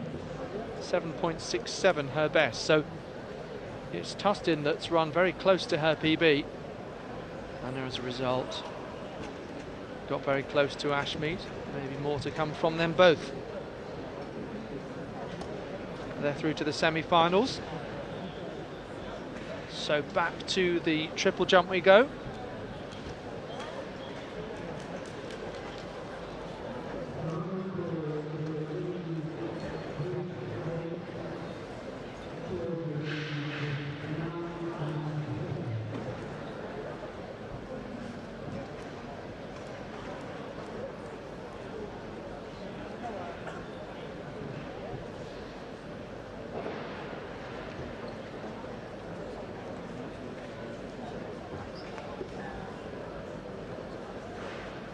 And we move on to week 7 in the women's 60 metres, and lining up in lane 1. Kirsty Nelson of Bath. We saw her jump previously short of the qualification mark. Does get the white flag on this occasion once more. We're just looking for the previous athlete, 1295, who is Maddie Wilton.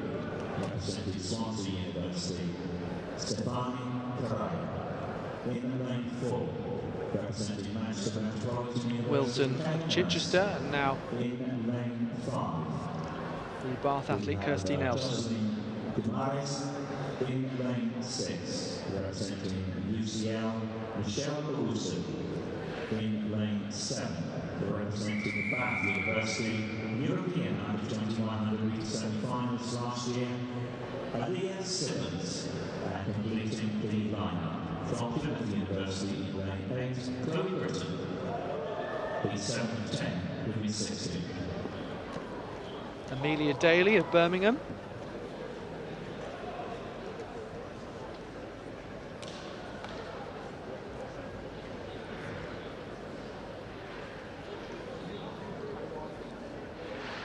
So 11.85, by the way, is that qualification mark.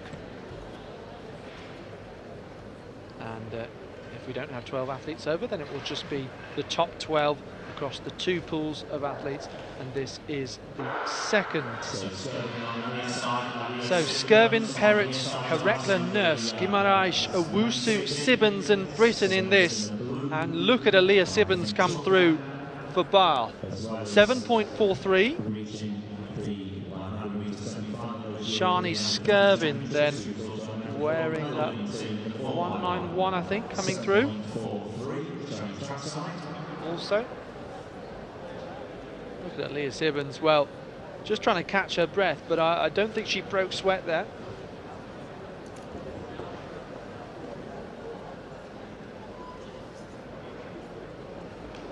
Two athletes on the inside and the outside. Sibbons coming through, making it look very easy.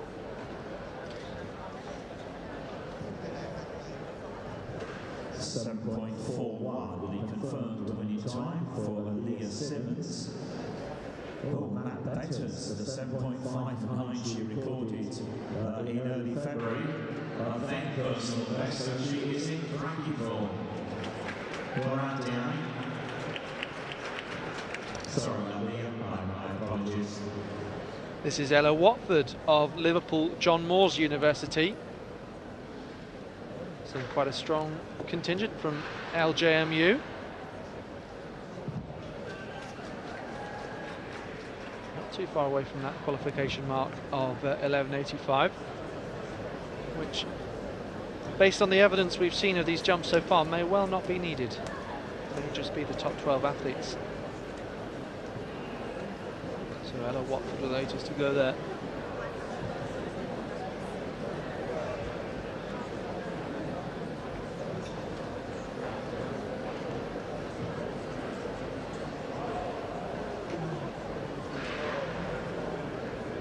So the second of the two Exeter athletes, Charlotte Campion.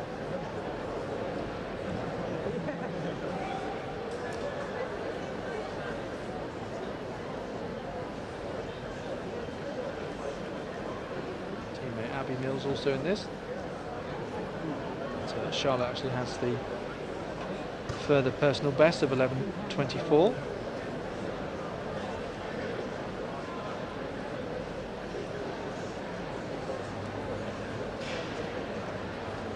Athlete 9.87. That's Rebecca Thorpe of Nottingham Trent.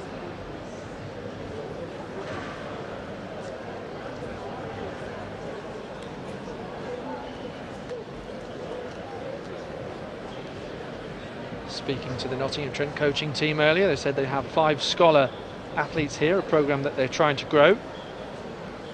Some promising hopes for them in the high jumps. Jump, and also in the sprints.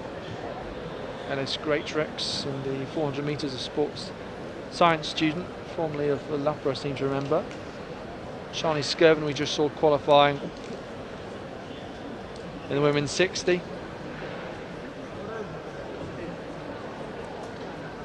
So Rebecca Thorpe here for Trent. Very close on the board there.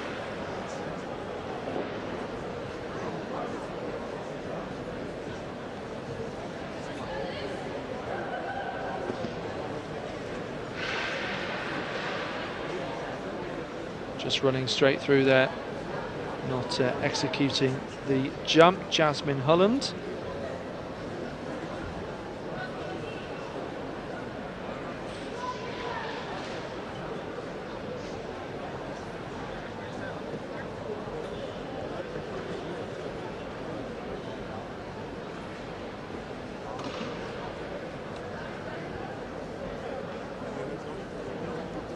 And so we go to heat 8 of the 10 in the women's 60.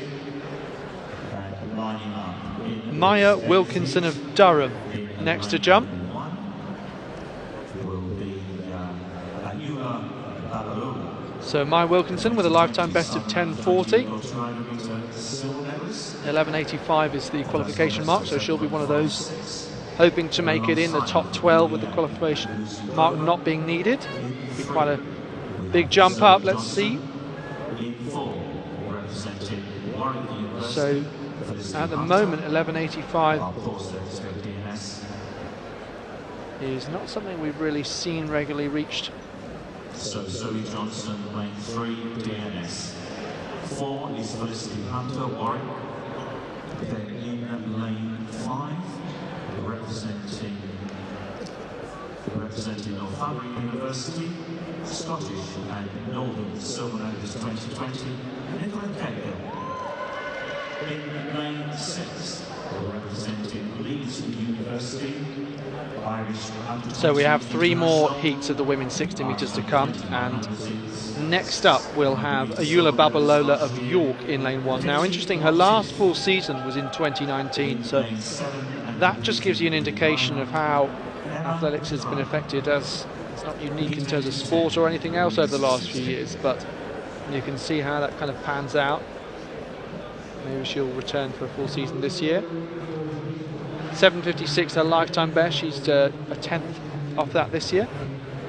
Lucy Drover of UEA in lane 2. Zoe Johnson.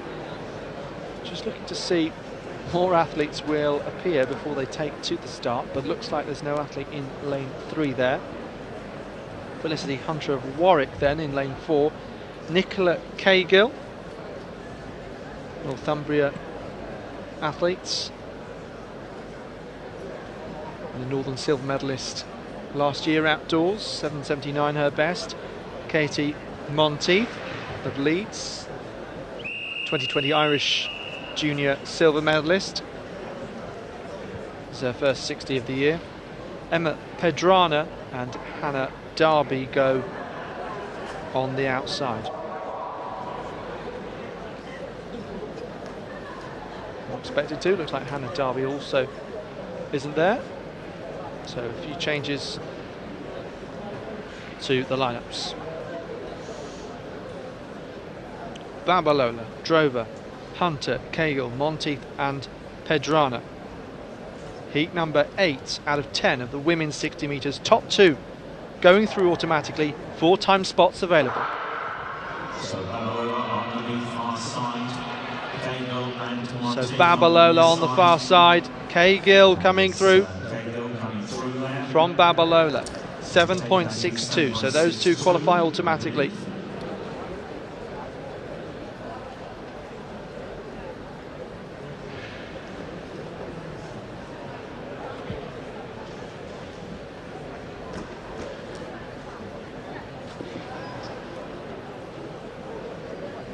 Babalola from 1, Cahill from 5. Monteith was trying to keep up with Cahill. And just ran away. So Monteith will have to hope that her time is fast enough in order to make it through to those semi-finals. Because previous best 7.63, set of those Scottish Championships in 2020, when she finished 2nd.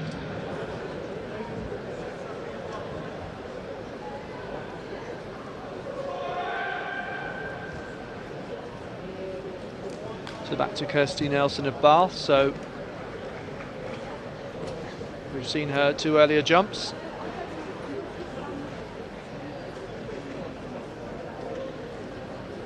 So results will come through on the Roster Athletics app. And in the penultimate heat of the 10, with 60, we have the DNS in lane 3. So Nelson might well be her best jump so far. The heats of the women's 60 conclude. We move to heats of the men's 60 metre hurdles.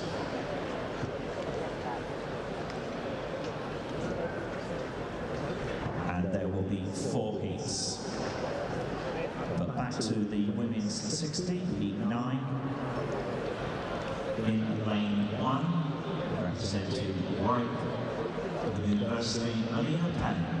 In 2, Rachel Larimer. In 4, from Northumbria University, Beth Leckie. In 5, representing St Mary's. So Daly of Birmingham again. In 6, we have Not producing the jump in the 3rd round here. 3rd and final go as far as qualification is concerned. And given how few we've seen over the qualification mark, then likely to all take up their 3rd jump. Acacia, the English School 2019 100 metre champion. Lifetime best of 7.60.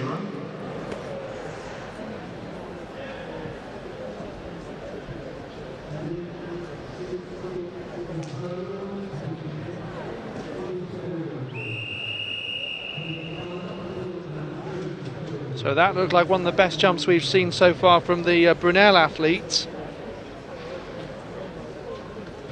Wearing 9.77. That's Karina Harris with a lifetime best of 11.59, and that qualification mark is at 11.85. Excuse me, so really impressive.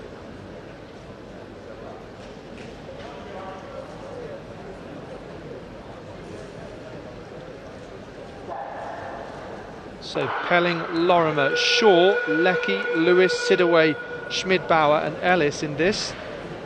And look at that, the recall gun goes, and Acacia Ellis is at least 30 metres down the track. I'm slowly getting to grips with the rather interesting abbreviations that are being used. Some of you may be aware I've been on the line here since 2005, and I have never come across this interesting selection of university abbreviations. But we'll get there.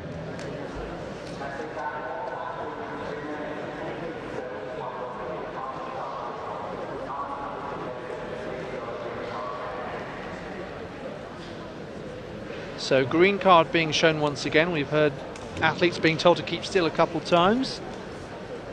So gives me more of a chance to go through this lineup then. Melina Pelling of Warwick, Rachel Lorimer of Stirling.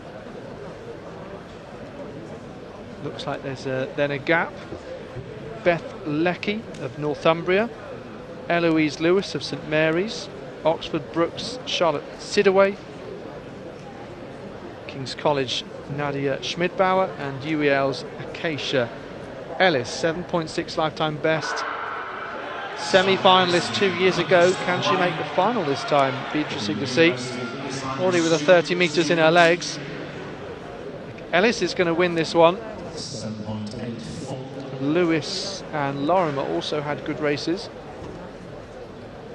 7.84 coming up for Acacia Ellis. So a season's best at least, and it's only the heat.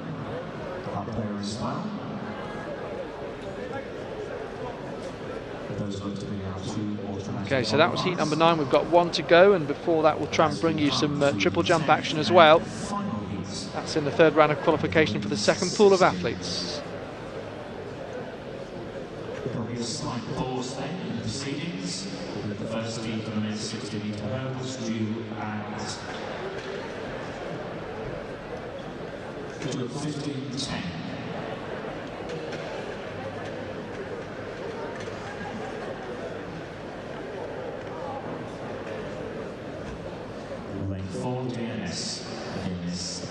So back over to the triple jump. As I say, third round. Jasmine Holland of Sheffield. Lifetime best of 12.18. Here she comes down the runway. One more go here to guarantee a place in the final, and that's a brilliant jump. So 11.85 is where that qualification mark is.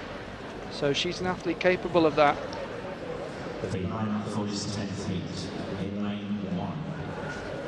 We have Annabelle Stewart in 2. So the sister of Lily Holland, who's also in this competition. In 3 from Cambridge University, Professor Bernard. In lane 5, representing Westminster University, 7.47 at the London Games at the end of January. The Holland sisters, who were grown up in Malaga, represent Great Britain internationally. From Robert Gordon University, we have Rebecca Matheson, So Lily is the older of the two sisters.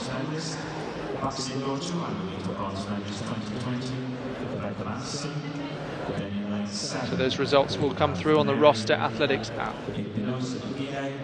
And in lane 8 from Kent University, Ines Carosella.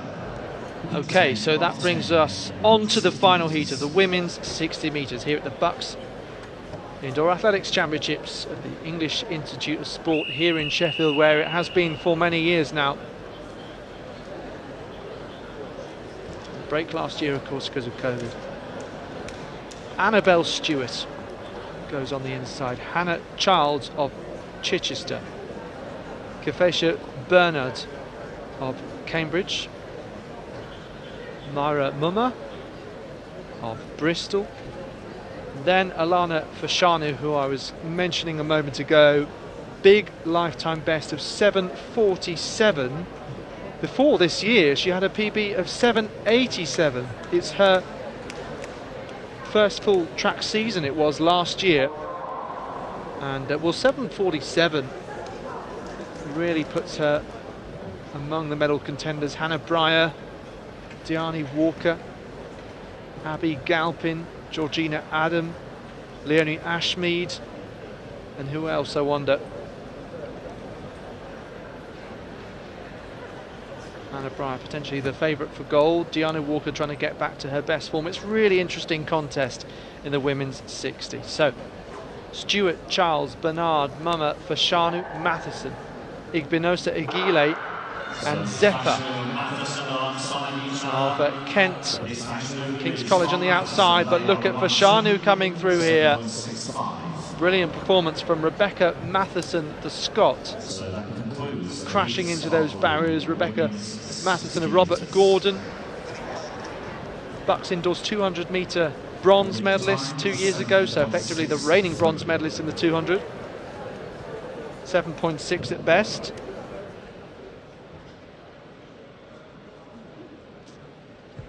Well, the clock in the stadium didn't stop there, still showing 0, so that's one to look out for on the Roster Athletics app when the results do come through. The results of the men's 60 have all come through now. There is Rebecca Matheson we're looking at, of RGU Robert Gordon University.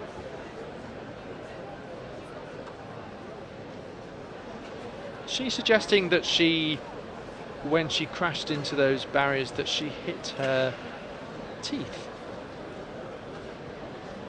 without being telepathic, but I think that's what she might have been suggesting, because she crashed into those barriers. I remember the decathlon great Ashton Eaton. He went into one of those barriers, into a hole underneath, disappeared completely, and climbed back out on the other side somewhere. So this track is effectively, yes, it's banked and on a raised platform, and you do have an underneath, but you can't really fall into it. There is too much scaffolding.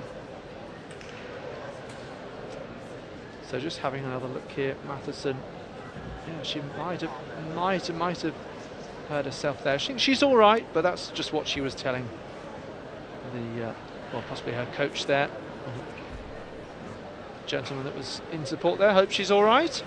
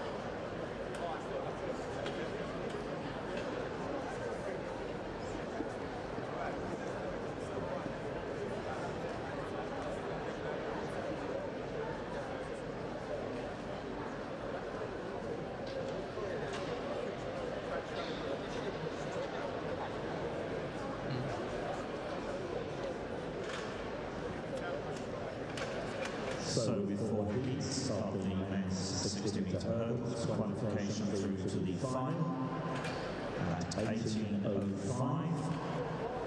The first athlete across the line will qualify automatically, and those 4 athletes will be joined by the 4 fastest non-automatic qualifiers from across the 4 races.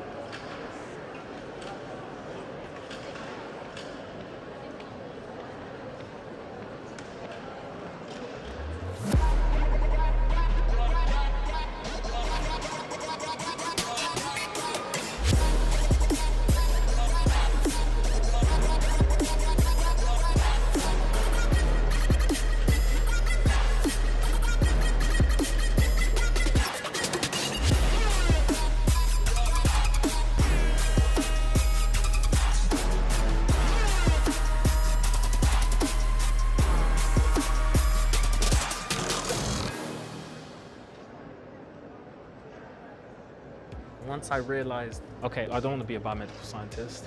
I want a job that will challenge me and is different every day.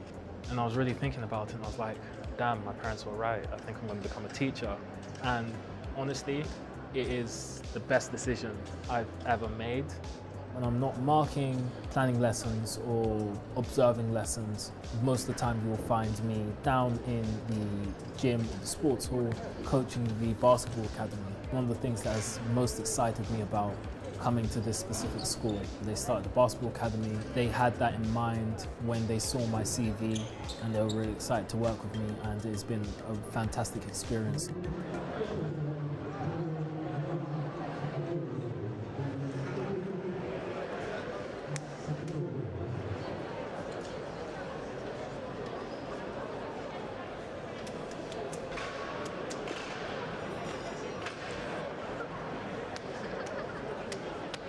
So 5 flights of hurdles to be negotiated. About 20 metres on that first flight of hurdles. The start all important. The rhythm has to be correct. From the time they come out of the blocks. The CBP set back in Olympic year 2012 when Andy Crossley of Bristol University stopped the clock at 7.57. The lineup for this first heat, representing UCL in lane 1, Christian Pantov in lane 2 from Nottingham Trent, Joseph Agbodza in 3 from Brunel, Theo Adesina. In 4, representing Loughborough University, England under 20 110 metre hurdles bronze medalist last year. They only won sub 8 seconds in the field. Tom Wilcock. In 5, representing Edgehill, David Naylor. So the next event on the track, as the hurdles are out, so men's 60 metre hurdles heats. The women's will follow in half an hour's time, and then we'll be on to 800 metres at 5 minutes past 4, the men's, and then 4:45 the women's.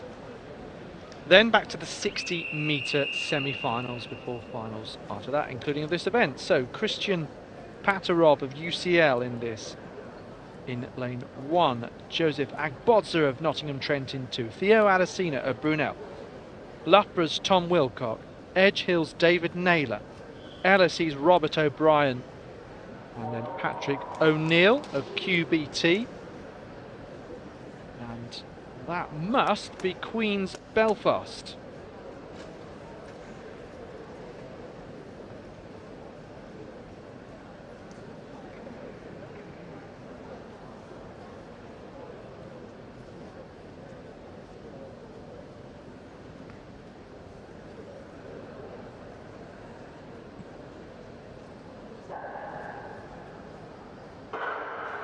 So first heat, watch out for Tom Wilcock of Loughborough from lane 4. Also going well is Agbodza of Nottingham Trent in the pink. Just hits a couple of hurdles there, still managing to stay on his feet. Goodness me, 7.98 then the win there for Tom Wilcock of Loughborough. Wilcock, the reigning Midlands under-20 champion outdoors. Competed at the Dynamic New Athletics meeting in Glasgow for his country of Wales. 7.90 at best. So let's have a look here, very close. Lifting that foot up high is Tom, and this is where it starts to unravel for Agbodza, but somehow he stays in the race when a number of athletes could have fallen there. So I think that's quite a rescue mission to clatter hurdles that hard and still have a chance of going through to the, I was going to say semi-finals, but it is in fact just 4 heats with 1 winner qualifying from each, and then 4-time spots available. That makes up 8 lanes. So, in fact, it's looking rather tricky if you finish third in order to make it through to the final with just 4 time qualifying spots available across the 4 heats. Let's wait and see, but either way, Watford will be a bit disappointed with himself. Right, second heat then. Now, Sam Clark in this for Cambridge, and Sam Clark, one of the moments of the year in terms of domestic athletics from my point of view, when he had a brilliant battle at the 2021 England Under-23 Championships. He won that title coming down the start-finish straight, shoulder to shoulder, toe to toe with Jason Nicholson, and coming out with the gold medal was Samuel Clark. But it was a brilliant bit of commentary, in particular matching what was an exquisite battle between Clark and Nicholson on the track.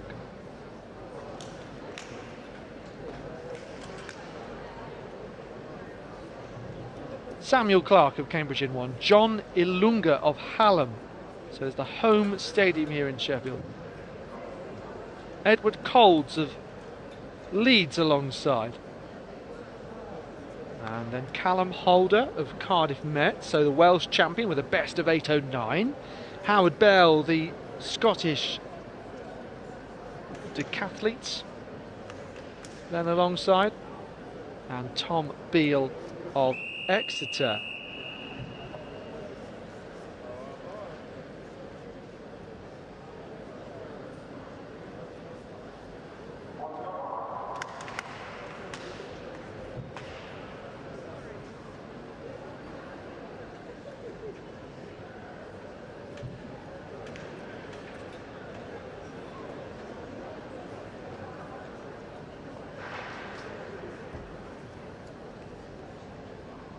Clark, Ilunga, Coles, Holder, Bell and Beale. Second heat of the men's 60 hurdles.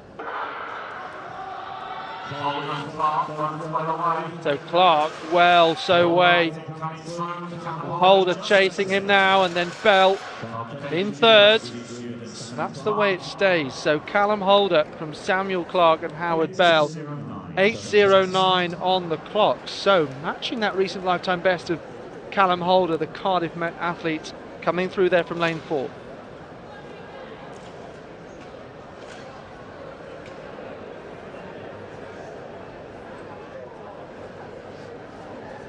The congratulatory handshakes for Callum Holder. The Welsh champion just flying over there. Samuel Clark initially had the lead. Pace to finish as well to guarantee that victory, because that of course is the all-important first place spot. So 8:08 the official time now given by the photo finish team, and that means that it is a new lifetime best.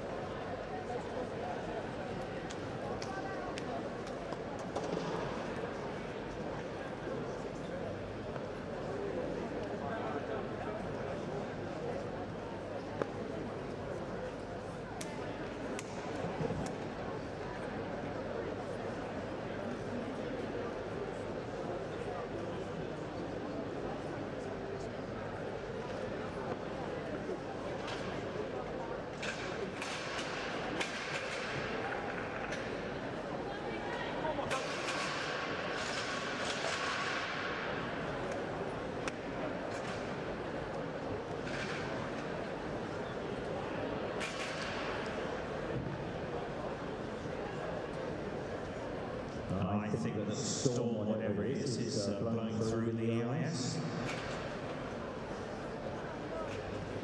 Now we have the DNS in lane 3, so in lane 1. Representing Glasgow Caledonian University, the 2020 Scottish champion and UK finalist, Scott Connell. And he was a member of the Scottish team at DNA Meet in Glasgow. In lane 2, represented Oxford University, Will Parry. In 4, we have Evan Campbell, Birmingham.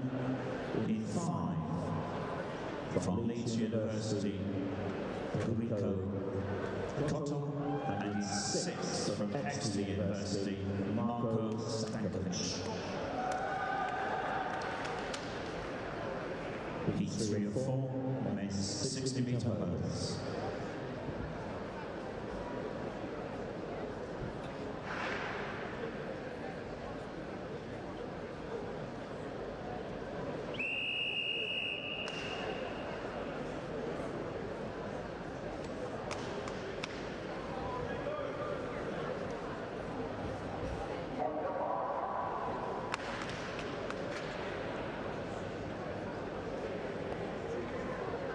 So penultimate heat of the men's 60 hurdles, we have Scott Connell in this one. Glasgow Caledonian athletes. He competed at the Dynamic New Athletics meeting as well for Scotland. 8:06 his lifetime best, 8:24 his season's best. Then we have Will Parry of Oxford. Lex Dammit of Solent, who's also a Luxembourg international. Another recall gun going there. Evan Campbell of Birmingham. 8:60 at best. Rico Cottle represents Leeds. 8:30 recently at the Southern Indoor Championships. So we're just having a look at the replay here. A bit late rising was the Birmingham athlete, and then Will Parry of Oxford with a clear movement there. Now, we haven't seen a false start or a disqualification yet, and we haven't got a sense of how strict the officials are going to be. You can hear the word disqualified though, I'm afraid, and in that, Will Parry is off.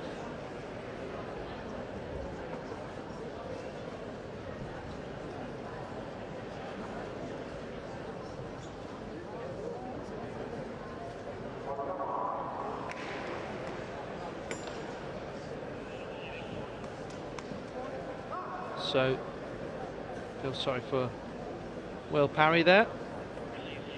Oxford team, I was speaking to him and his captain earlier, they've had a few out with COVID unfortunately, so shame for their team. So, Scott Connell, Lex Dammit, Evan Campbell, Rico Cottle and Marco Stankovic of Exeter. Cottle has started really well, but Connell is rising first. Here comes Cottle on Connell. Well, that was very close. 8.18 showing on the trackside clock, so not the fastest heat that we've seen so far. Rico Cottle pretty pleased with that. Gosh, that was a tough one to call. It might have been Scott Connell who took that. Needed a replay to be sure. So Rico Cottle in the green of Leeds, and it's the blue of Glasgow Caledonian for Scott Connell. So at this point it looks like the Leeds man is going to come through, but Connell just holds it. And he was saying, yeah, I thought you were going to come through on me.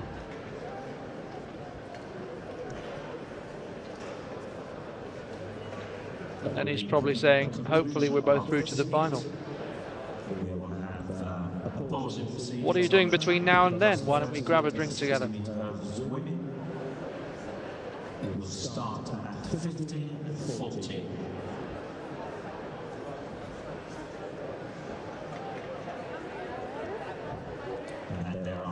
Well, the more we look at it, the more I'm tempted to change my decision whether Connell held on. I thought he timed the dip well, dipped earlier than Cottle.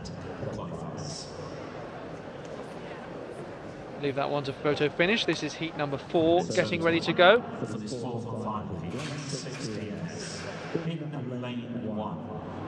By the way, there is men's triple jump qualification from half an hour's time, which we will bring you some of.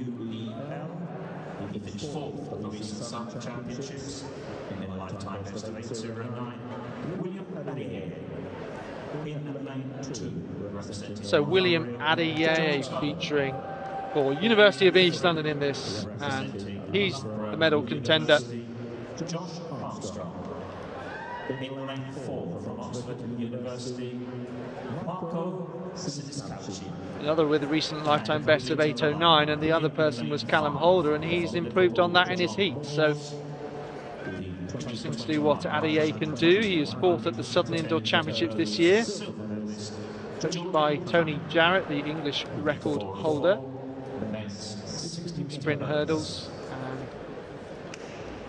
a couple of years ago, in 2019, 2.5, he was the English schools champion. And as you can see, athletes now beginning to settle in their positions, are waiting to be called to the blocks. From behind it looks like there are 2 UEL athletes, but another university adopting similar colour to what's used by Cambridge, with more blue on the front from LJMU. We're also kind of a mid-blue in previous years.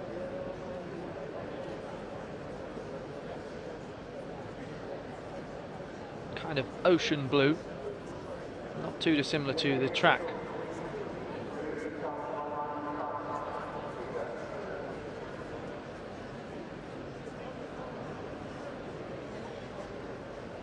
So just the 5 athletes on the track at the moment. So just trying to work out who isn't starting, essentially.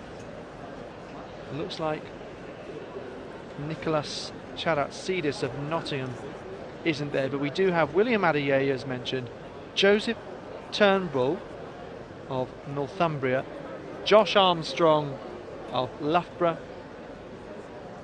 Oxford's Marco Siniscalchi, and Jordan Cunningham of Liverpool, John Morse. Well, brilliant start from Adeyeye, but look at Josh Armstrong go in the violet of Loughborough. It's he who makes it through to the final, some way ahead of Adeyeye. And Josh Armstrong, that looks like a big lifetime best, 8:06 in this final heat.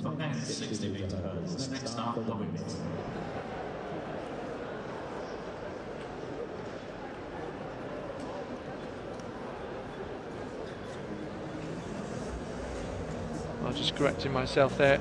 Only a few days ago, Josh Armstrong improved on his previous best at Lee Valley. So it's now 8:02. So another who's seen a recent decent jump in form, but as mentioned, although Armstrong is a senior athlete, this is often a point in athletes' careers where they do see big jumps in performance in the sprint hurdles, going up to the senior height as well, and getting used to the event, getting better at the event. And Josh Armstrong has seen quite a big jump in performance over the last couple of years. 8:32 was his previous best before this year, so 0.3 of a second. Okay, so looking across the timetable now, it's coming up to 3:30, and it means just over 10 minutes away from the women's 60 hurdles.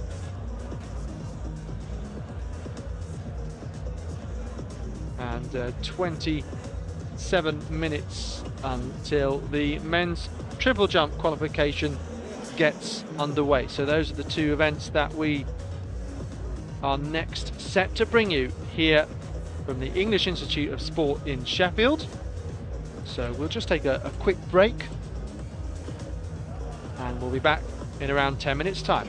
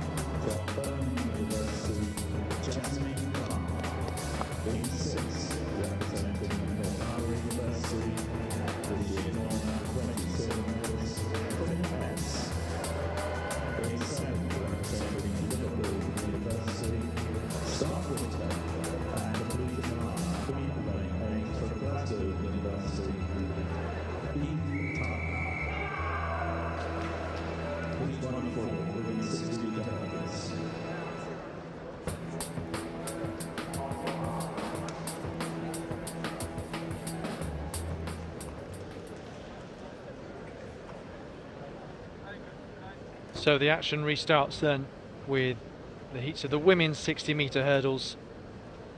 This is the first of these, and it will again be the top athlete going automatically through to later final, and then 4-time qualifiers. We have Wenger, Ikoku, Morgan, Brudet, Clark, Ellis, Whitaker and Tulloch.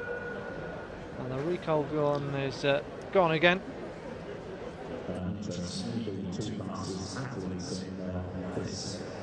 So it gives us more of a chance to go through the athletes. Leah Wenger of Cambridge, they're furthest away from the camera in lane 1. Let's have a look if we can see any movement. We have just seen an athlete from Oxford disqualified a moment ago. Well, there was movement there. It's the Birmingham athlete Jasmine Clark. We'll wait and see what the officials say though. Yes, unfortunately, another disqualification, sorry to say it. Disappointment then for Jasmine Clark. So tough task of qualifying becomes slightly easier for the athletes still involved, in which there appear to be 7. So Leah Wenger of Cambridge, Dana Ikoku of Oxford, Grace Morgan, the Welsh international heptathlete with a best of 8.65, Yasmin Brudet, and Ellis and Tulloch of Glasgow. So brilliant from Grace Morgan so far, the Cardiff athlete coming through. Then Ellis, wow, what a run, 8.52 there for Ellis to just come through, I think, on the line on Morgan. So the 2 fastest athletes in that living up to their billing.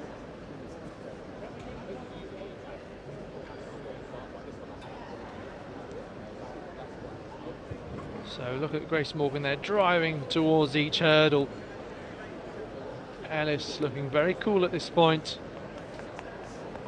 She just has a better final phase of the race.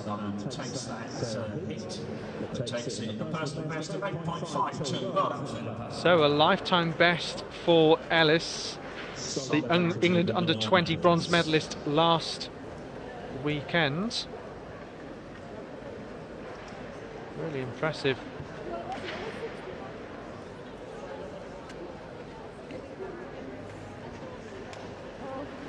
But Morgan and Ellis both coming into this with the same lifetime bests.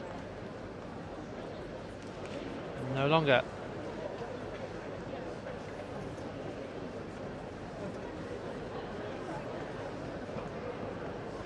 Well, we've seen a few heptathletes and decathletes. That's not unusual at all in the sprint hurdles. Holly Mills, GB International, has I remember her smashing her lifetime best by best part of a second. The last time there was a BUCS Outdoors in 2019, and she hadn't competed in that event for some time.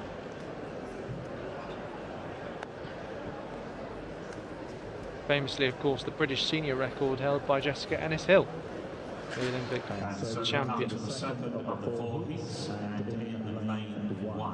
Representing Brunel University, second at the recent Southern Championships, lifetime best of 8.52, twice at last time. Adding to that, Emma Nwoko, another heptathlete who's medalled in this event in this stadium.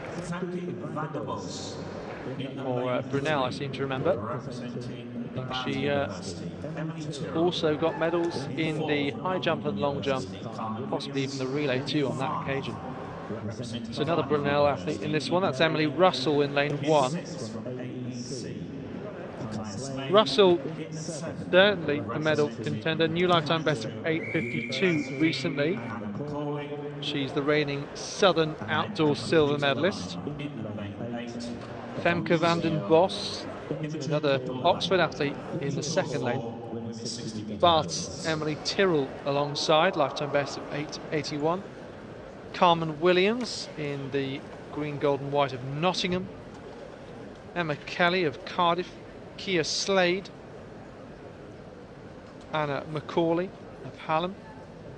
And Imogen Dorr Lane of UCL, University College London. So full house for this one. One automatic spot only. Oh, decent start by Russell. Also going well is Tyrrell. And now Macaulay starting to come through. Another late finisher. 8:51 on the clock.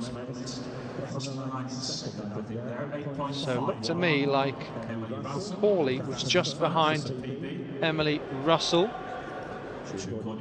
8:51 on the clock. So another who looks to have just eclipsed her previous personal best.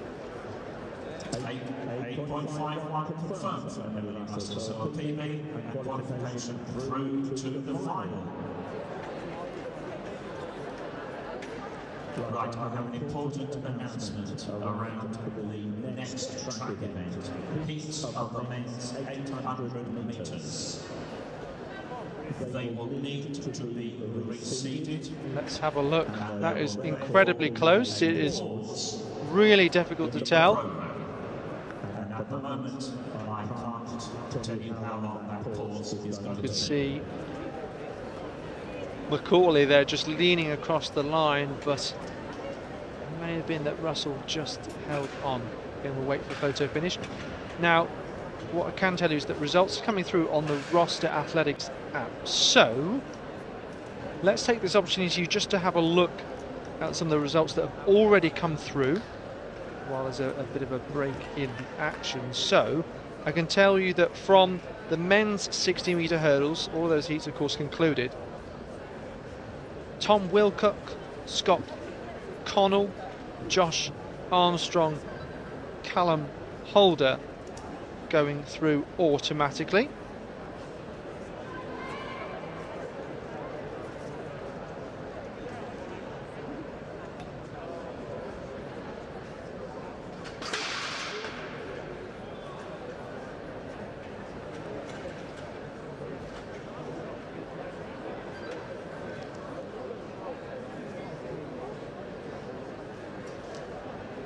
So the lineup for this third performance is the 60-metre hurdles in lane 1, representing Aberdeen University, the 2019 and 2022 Scottish champion Jane Davidson.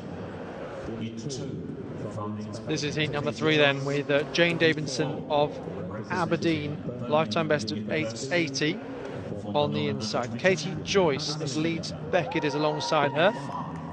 Then a gap to another heptathlete, Alice Lineker of Birmingham, best of 8:95. Yasmin Uwakwe, 8:79 at best, the Loughborough athletes, 8:91 this year. Marley Jessup, one of the gold medal favourites, new best of 8:33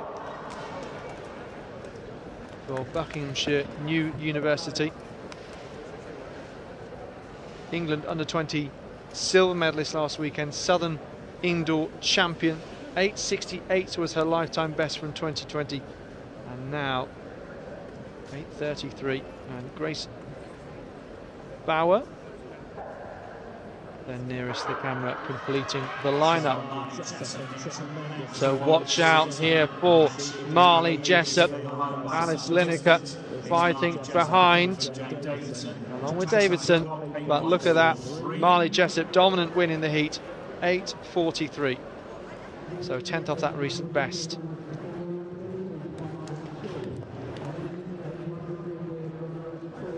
So an athlete in really good form through to the final. Can I repeat my earlier announcement? Chorum. The heats of the men's 800 metres are on hold. They will be reseeded and there will be a pause in the programme.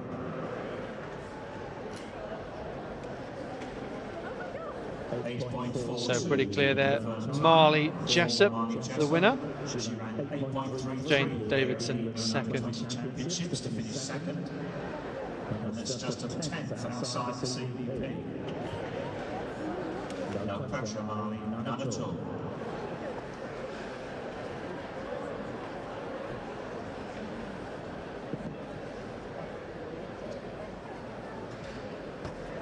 So that leaves us with the one heat to come.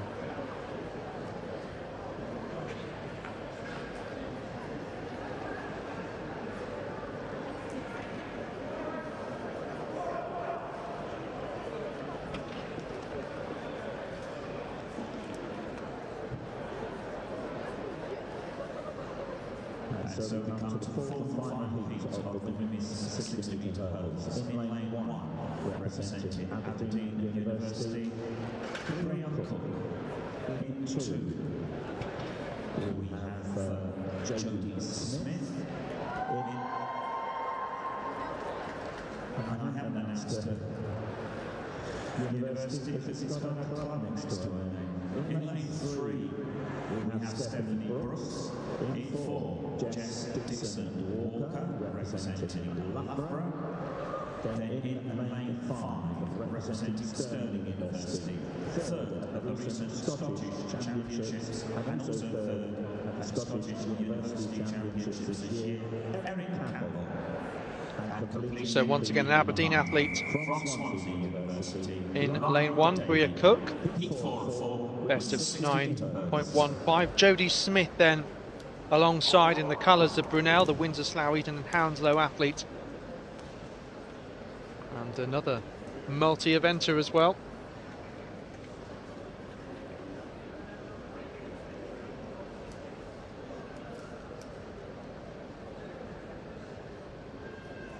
Stephanie Brooks, Jessica Dixon-Walker, Erin Campbell, Lauren Davey, also a heptathlete, Welsh, here for Swansea, and then Hannah Insom of Derby.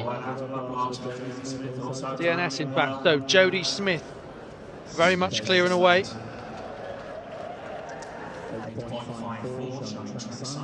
And Strathclyde's Erin Campbell going close there, 8.54 for Smith.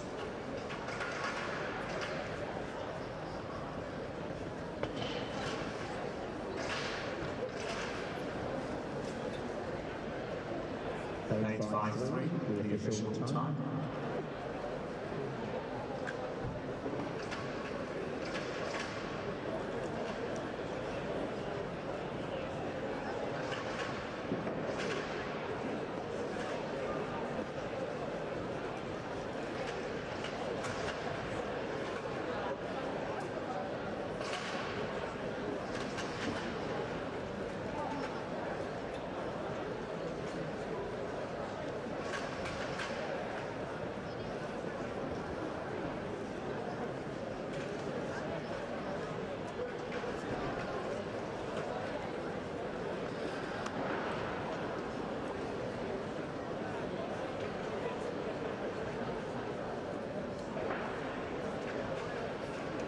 So now a short break in the action on the track. We understand that the men's 800 metres is slightly delayed due to a reseeding.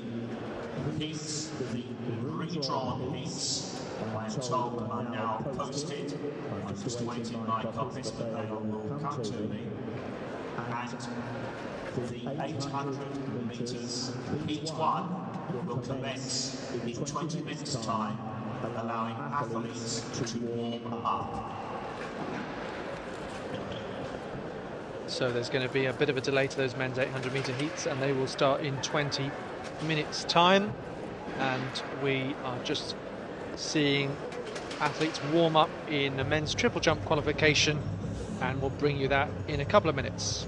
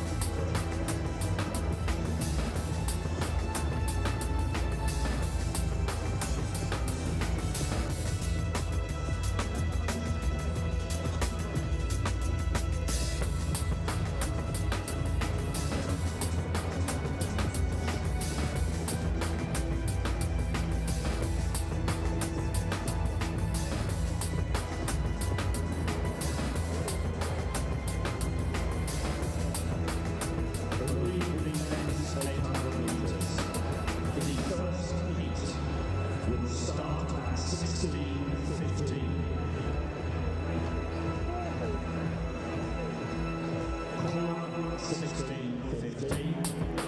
Race 1, 16:20. And subsequent races at 5 minutes intervals.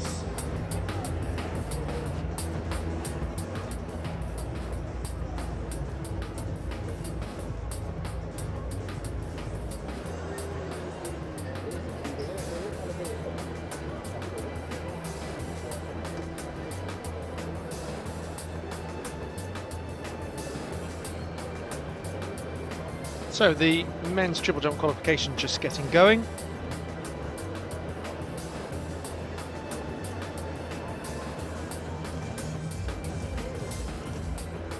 We've already seen the women, 2 pulls for them.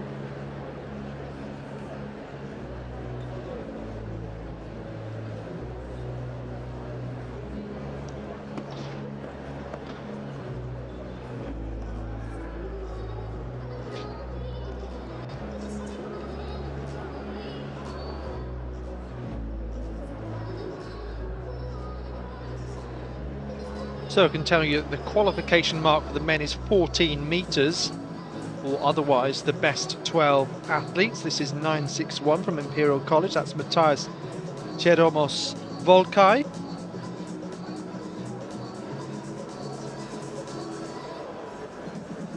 Imperial College, another one to give a shout out to, a smaller contingent, but I can remember them getting a couple of medals over the years.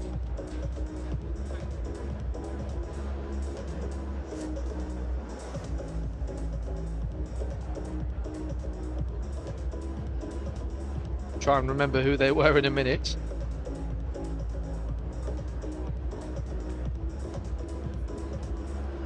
This is the Oxford athlete wearing 1289.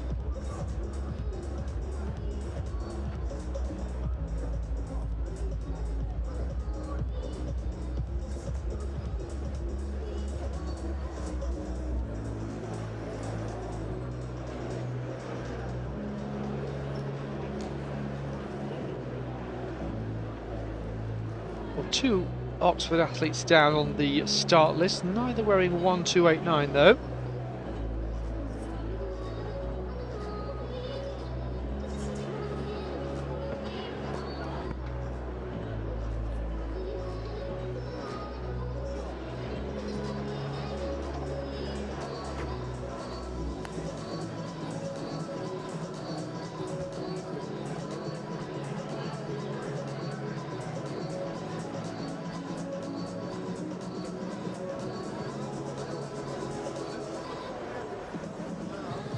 So this is Nabi Ode of Cardiff, and he goes well over the qualification mark of 14 metres.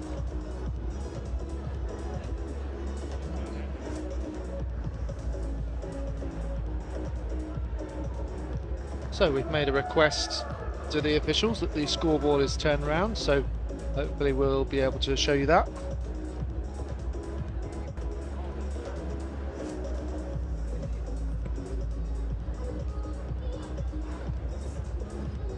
This is Kyokos Zafiris of Cambridge.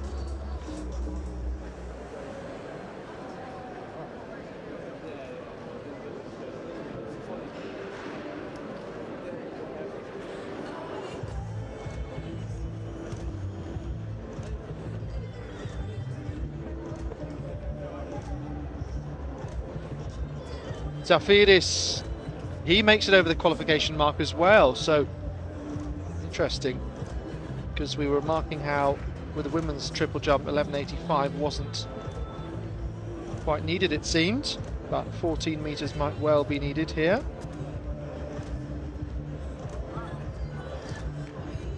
Not meant as an insult, by the way, but just sometimes one qualification mark might be a little more ambitious and another might be achieved by all in great form. Just waiting for those women's triple jump results to come through at this point on the Roster Athletics app.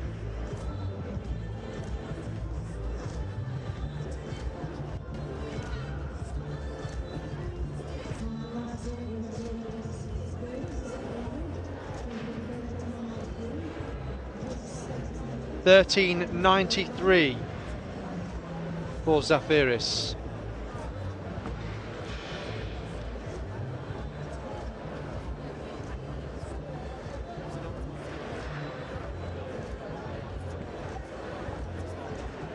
No luck there with the effort from Benjamin Boardman of Loughborough.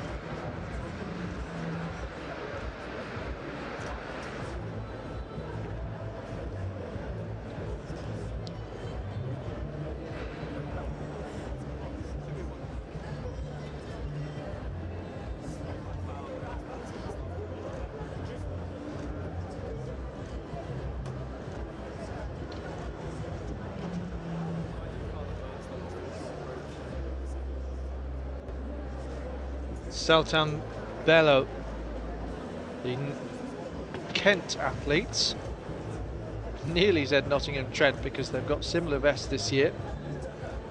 Okay, so he falls just short of the qualification mark of 14 metres.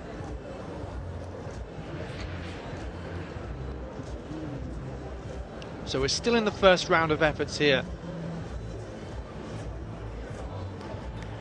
And indeed the first pool of jumpers, with the second getting going in 1 hour and 40 minutes time at 5:45.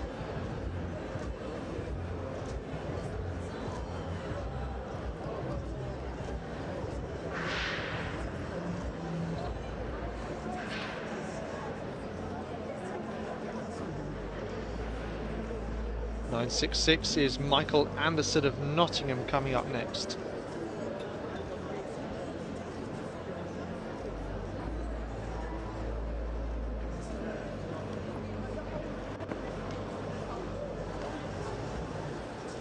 So Anderson rolling over and getting very close to the qualification mark. Now, with it not being a line, with it being a card, let's say, it's difficult to say exactly which point of that queue is the mark.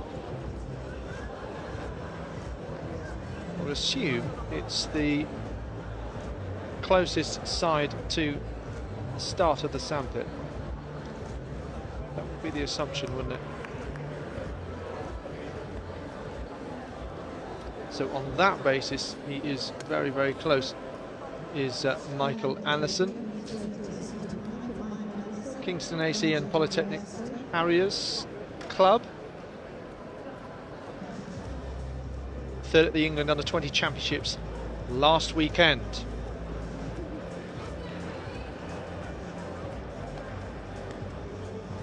This is Toby Sorter of Cardiff Met. So Sorter, sought after, is this place in the men's triple jump final, and that is looking to be a good jump, and he leaps well into the sandpit.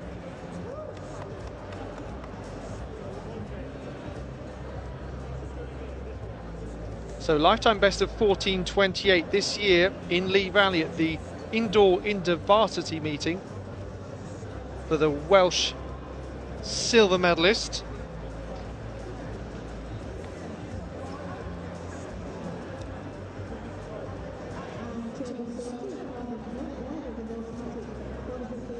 So he's automatically through. 14 metres 24, so would have been a lifetime best previously, but not this year. In fact, all of his 3 meetings this year, indoor intervarsity of Welsh champs and now BUCS, would have been PBs based on previous year's form, and all 3 jumps so far are within 4 centimetres of one another, all 3 of his best jumps for his competitions this year.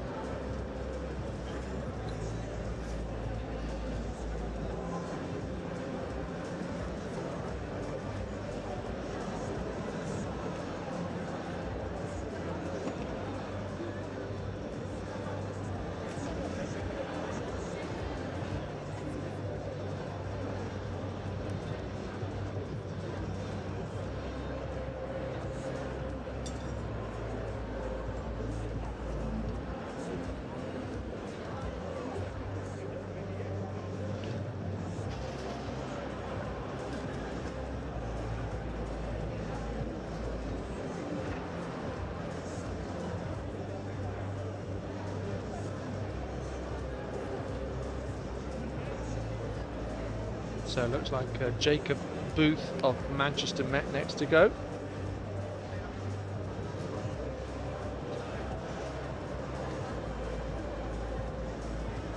Booth, Trafford club athletes, 14:27 personal best.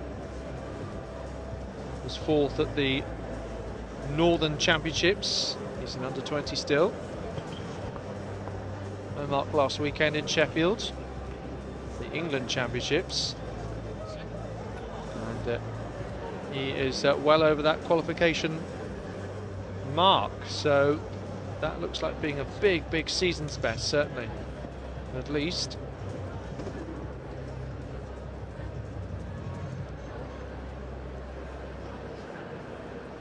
So you can see how that qualification mark has been moved based off the different run-up he's using. So obviously shorter will mean further into the sandpit, and longer will mean closer into it. And they are actually moving the board each time. That's why we're getting some of the breaks that we are between the jumps, just to make you aware. In approximately 3 minutes' time, with heat 1 of the event starting at 16:20 and the subsequent heats at 5-minute intervals.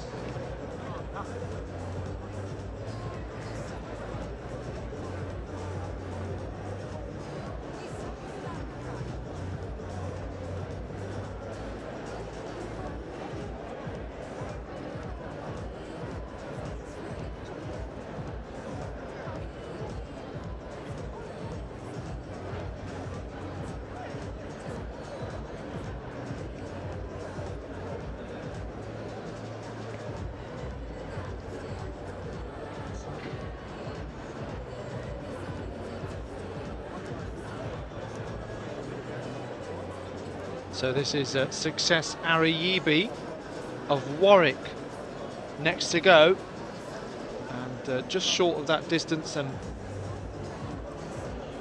ended up a little more horizontal than he would have liked.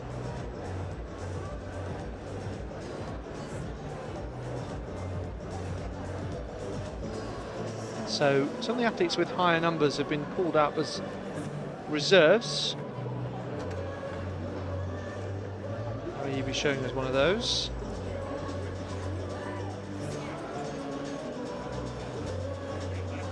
The Havering AC Club Championships winner back in 2018.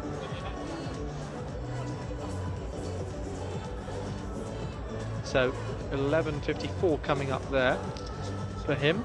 We're into the second round of jumps there.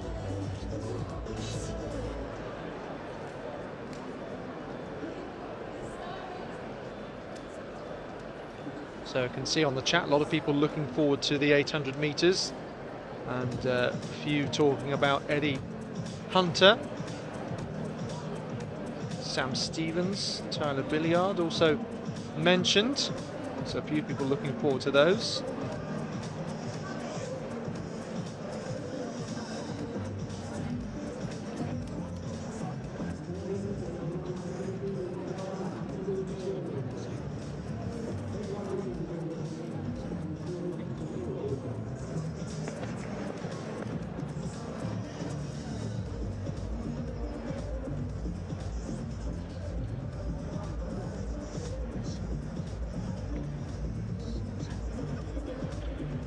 So back to the Imperial athlete, Matthias Jeremos-Volkai.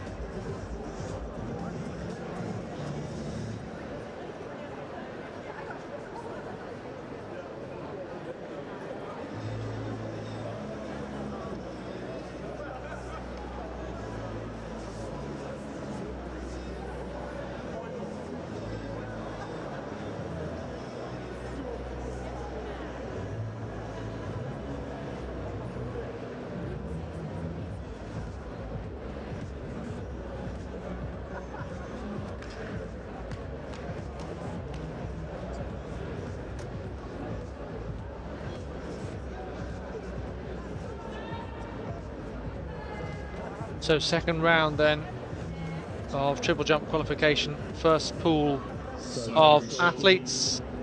No measurement there for Chorkos Safiris.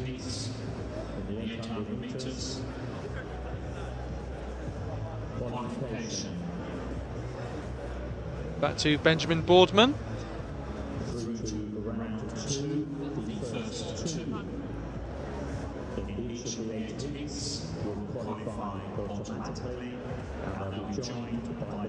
So Boardman also looking to make it through, but not able to execute the jump. So he will have one more go.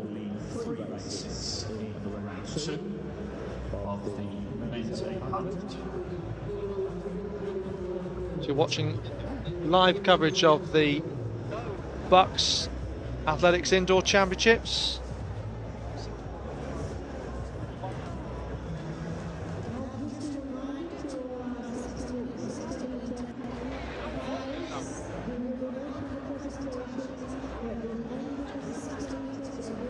Sultan Bello next, of Kent.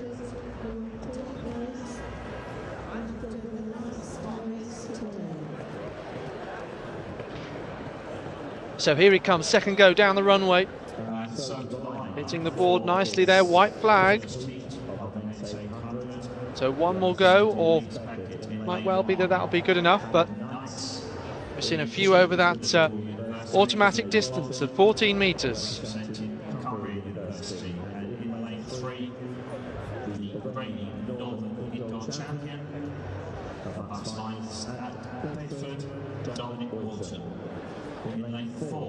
Representing Coventry, St Mills. Representing Birmingham in lane 5, Eddie Hunter. In lane 6 will be Gianni Walker.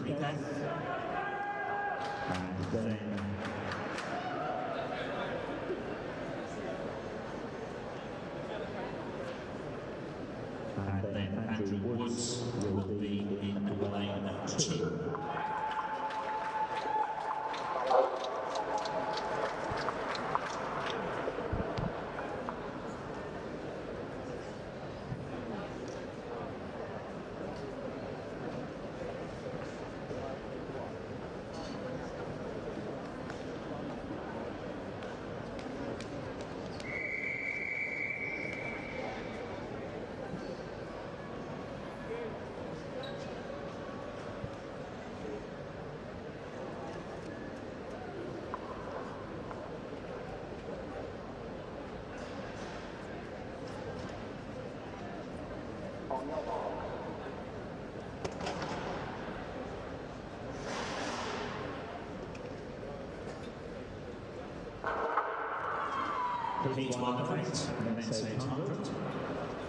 Heat 1 of 8 of the men's 800 metres then. One of the most exciting events, particularly in this indoor stadium. You so often see really packed races, and then sometimes the athlete who's in first place at the bell has a train of hungry competitors behind, trying to push their way through.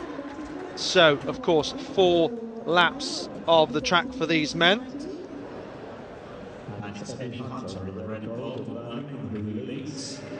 So Eddie Hunter in the red of gold of Birmingham leading this one then. First 2 qualifying automatically.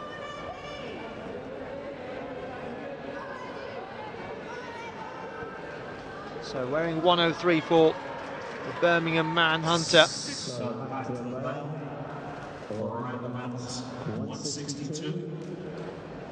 Cumbria's Dominic Walton chasing him.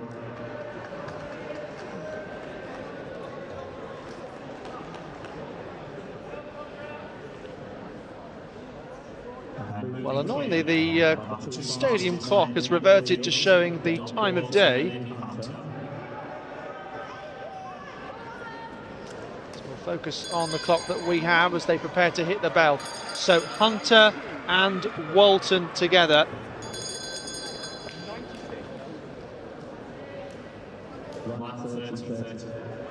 Geordie Evans of Salford in third place.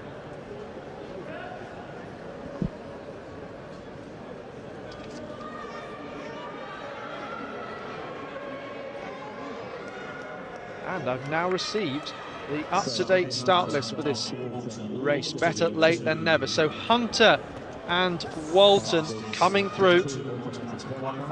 Those are the two automatic qualifiers that go through. Finley Bolton it was, finishing fast in third place, overtaking Geordie Evans of Salford. So that's the first heat of the men's 800 metres concluded, of which there are 8. Dominic Walton, Northern Indoor Champion this year. 1:48.95 at best. His first BUCS was in 2014, if you remember the name. And very similar to the Sterling vest in colour, but you can see gladly he's got Cumbria written along the vest. Decent performance there from Eddie Hunter, the man who everyone seems to be cheering on the chat.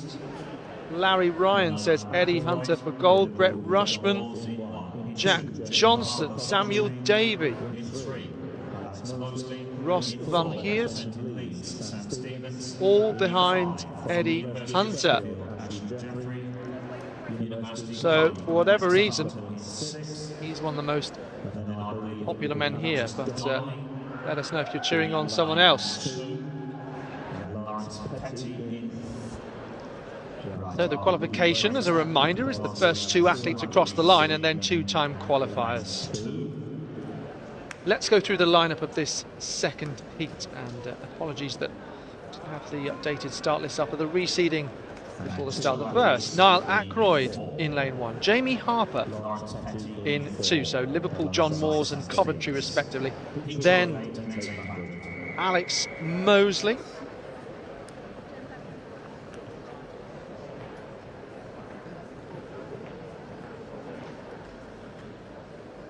Mosley represents Bangor. Sam Stevens of Leeds, Ashley Jeffrey of Sheffield, Max Carter also, and then Alexander Donnelly of Oxford Brookes and Lawrence Petty of Dundee. So a real mix of lifetime bests in this, some around 153 and some at 207. So interesting to see what kind of pace is set. And of course we know that so often they're a tactical KG 800 metres, particularly indoors where there's a real battle for space as well. Don't put a foot on the inside of that track. Brilliant final a few years ago when a Leeds athlete, Will Snook, took the front and then was just beaten as David Dempsey of Sheffield came through for gold. And we've got a battle, it looks like, between Sheffield and Leeds, first and second at this point. Sam Stevens also up there. As they come up to the 400 metre mark. So approaching the halfway point in this race then. Look at the number of athletes trying to come through.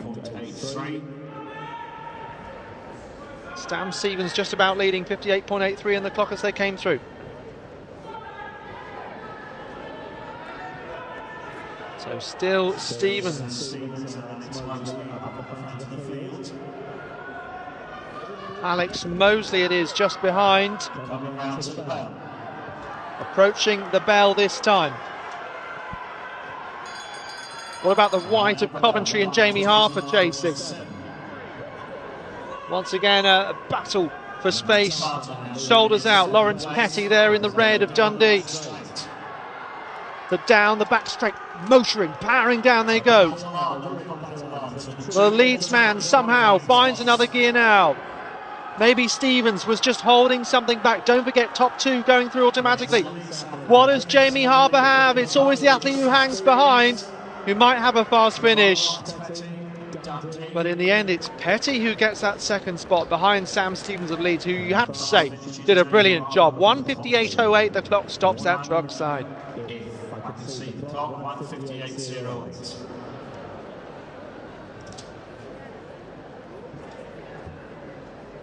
So a few people cheering on Sam Stevens there, Jake Gates and Joe Bentel.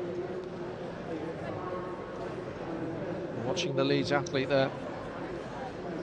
So for reference, he is the fastest on paper and able to run maybe at times slightly within himself, just hold something back and making sure that he stayed at the front at all times without using up too much energy.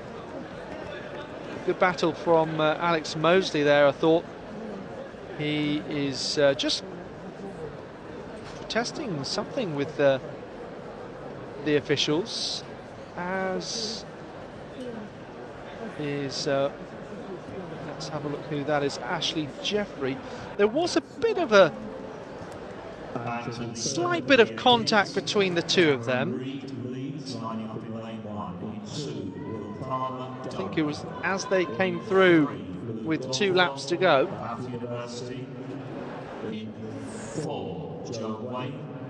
Anyway, those two unfortunate not to get automatic spots. It's Sam Stevens followed by Lawrence Petty of Dundee. So good to see them get a finalist. Eddie Hunter and Dominic Walton, we know, are already through. Well, these 800 metres are clearly getting you very excited, so please do comment on the chat on YouTube who you're supporting, who you think might be your favourite for the gold medal. Let's take a look at this lineup for this 30. Once again, 2+2 in terms of qualification. Cameron Reid hoping to follow his Leeds teammate through to the final.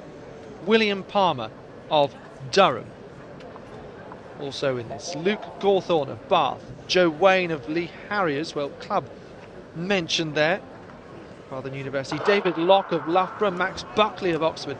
Isaac Brown of Chichester and Sean G of St Mary's. And we were commenting how St Mary's had a few sprinters involved, but middle distance is really where they are one of the powerhouses, and so many great athletes over the years, including longer distance Ellis Cross, Emil Keres, Rowan Axe, the Surafel brothers, Adele Tracy,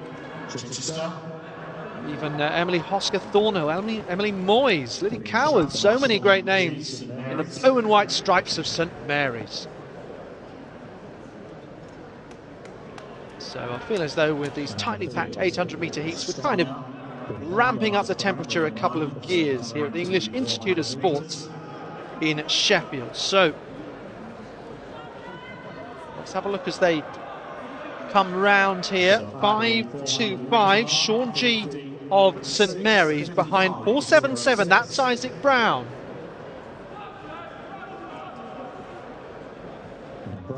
So similar sort of pace to the previous heat, however much more spread out. Just look at the energy that Isaac Brown is trying to put in to break away from Sean G now.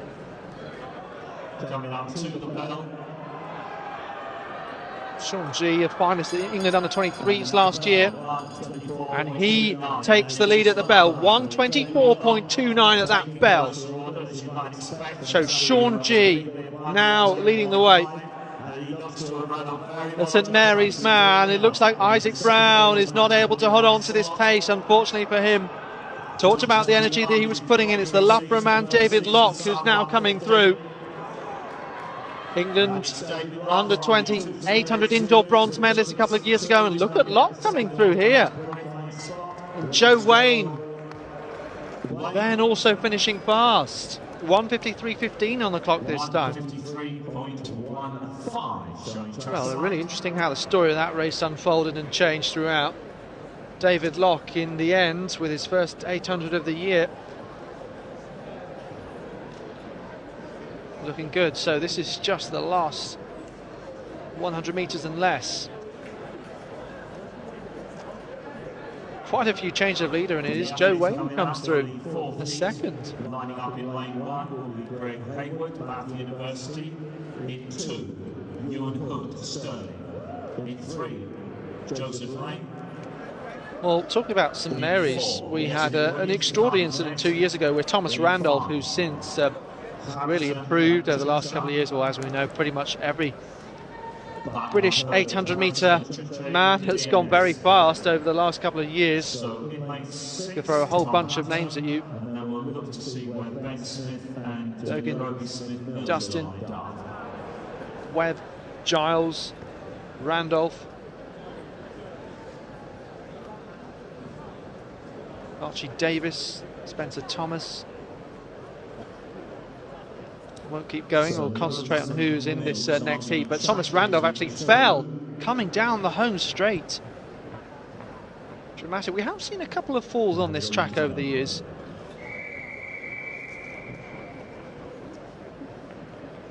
Heat number 4 then. Greg Hayward of Bath, Ewan Hood of Stirling, Joseph Lane, he's in 3 for this time around, of Chelmsford, Yestin Williams of Cardiff Met, Harrison Achunche of King's College, Tom Hunter, Manchester, Ben Smith of Durham, and Nairobi Smith Mills of Nottingham Trent. Looks like a couple of those athletes don't start. That's Ben Smith though, taking through 100 metres for Durham.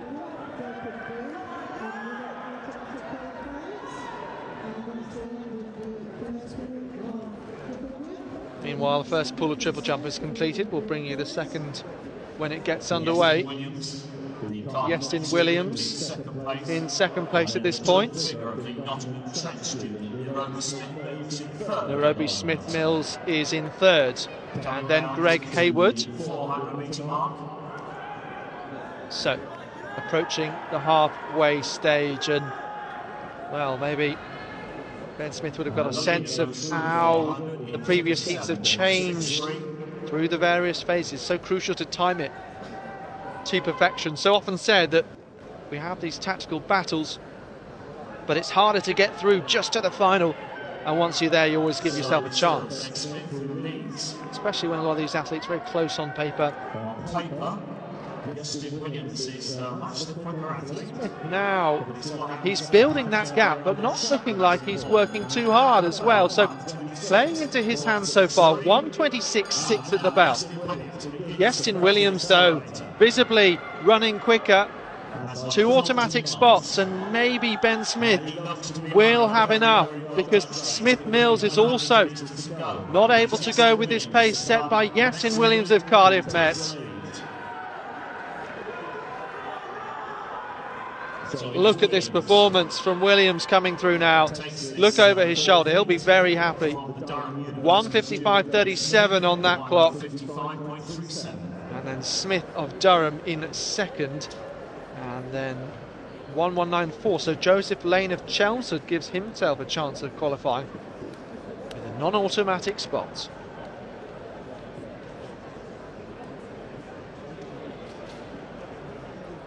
So Finney Hutchinson watching on Smith Mills there, who's Smith Mills even, who's an under-20 Bermudan international. Brilliant to see. And Alex saying Ewan Hood is the GOAT. Let's have a look. Ewan Hood there just coming into shot, coming through the top bend. Could have been a final, that race, says Ben Patterson, GB International, and great to have Ben watching.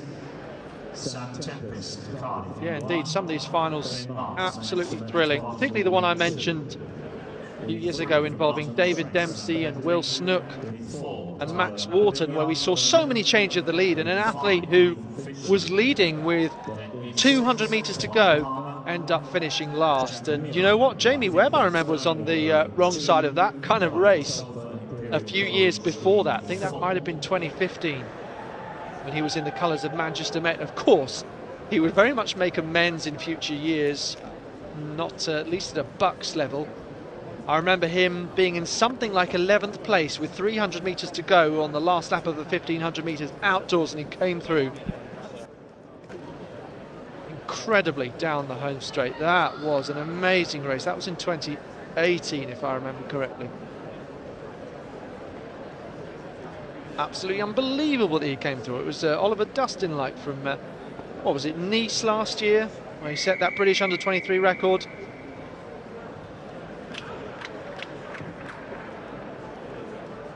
How many fastest loser places, Hayley Smith asked? Well, the answer to your question is 2.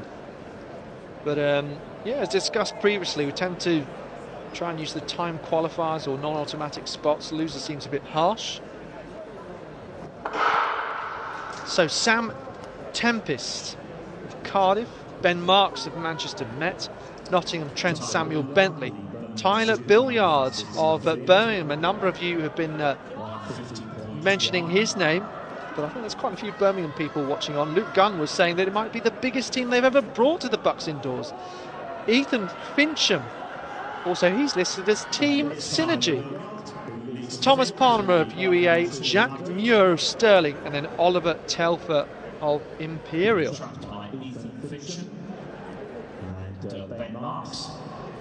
And watching Ollie Telfer is Jamie Kelly. So here we go. Go Tyler, says Nancy Baldley. At the moment, it is the Birmingham best in front, and you can see Manchester Met blue with bits of orange on it. And that is Ben Marks in second place. So once again, we have an athlete working reasonably hard out front to try and build a bit of a gap. And it's Tyler Billiard wearing 1:2.90, best of 1:50.1. You can see here Ben Marks just being overtaken. So a bit of change. That looks like the Imperial colours, if I'm not mistaken, there of Telfer. It is 4:94, 1:30.7 at the bell. And in third place is Thomas Palmer, with Marks now drifting back. So 2 automatic spots, and as high as 4th would give you some small chance of still getting it through to that final. But given the gaps between the top 4 at this point, you'd think that very unlikely. Just look at the eyes, though. Telfer looking behind briefly, now in front. These two know they're through, don't they? Friday afternoon, Sunday stroll more like. Walk in the park for Tyler, says Harry Sinclair, and well, a lot of support for some of the Birmingham middle distance athletes. Jack Johnson, John Howarth, Ross van Heert, and Michael Stevens all seem to be watching Tyler Billiard. What a fan club that is. Representing Huddersfield University,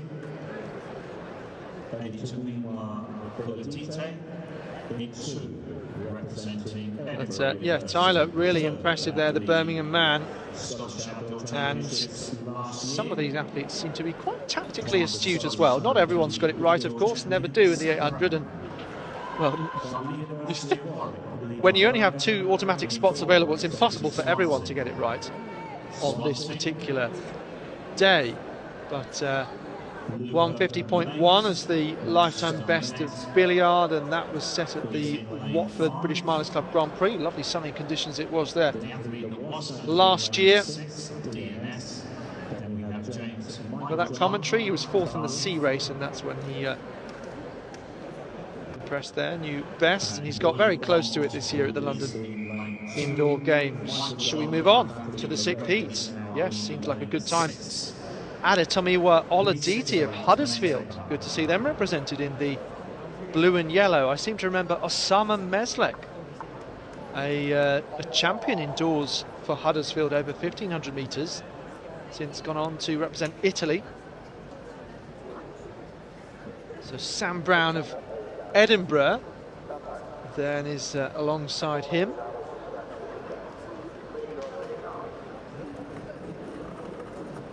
Just hearing the official saying, please show the green card, which is duly done. Levi Berger of Warwick, Spencer Smith of Swansea. It's good for alliteration, isn't it? Luca Mays of Manchester Met. Prince Lariat of BIC, that's an abbreviation for me to look up. BIC is Birmingham City, one of my former unis, should have guessed. James Michael John of Cardiff, and the name's Bond, Will Bond of Nottingham. So, green and white colours, have you learnt them yet? That's Swansea at the front and Spencer Smith. But just look at that, running out into lane 2. A couple of the athletes near the back there who will hope to be in a very different position in a lap's time. James Michael John in the red card. Look at the way that Luca Mays has just settled into a position behind our leader. Not quite a gap that we've seen on the last couple of occasions. Got the some of the bib numbers flapping all over the place as if we're outside in Storm Eunice. Very closely bunched behind you. Pace not quite as sharp as it was. It was over 60 seconds there as it just flashed through. So Spencer Smith, I think he's going to be overtaken here by a few men. Just ducking and diving in between there was Oladipo of Huddersfield. Just looked to me like Spencer Smith wasn't completely moving as he would have liked. Don't know whether he's picked up a bit of a knock there because he's going backwards. 1:31.06 at the bell. So it looks to me like Sam Brown of Edinburgh from Anatomiwa, Oladipo of Huddersfield, and now the gaps really open up. Michael John, the tall figure of Cardiff, in the red in third. And he's just managing that gap at the moment as the two in front of him just begin to hold something for the closing stages. 2 to go through, and they know they've done enough. So 2:01.54.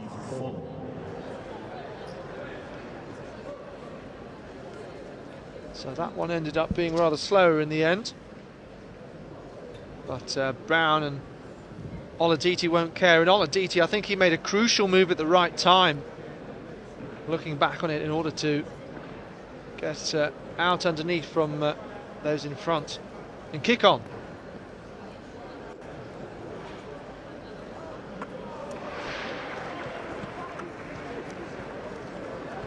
The first competitors in the first 3 heats of the women's 800 metres have been asked by the competition director to request that you make your way to the ballroom.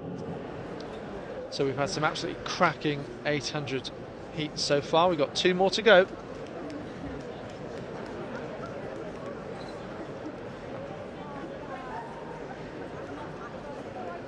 You've got to really love this particular discipline as well, on the tight indoor track.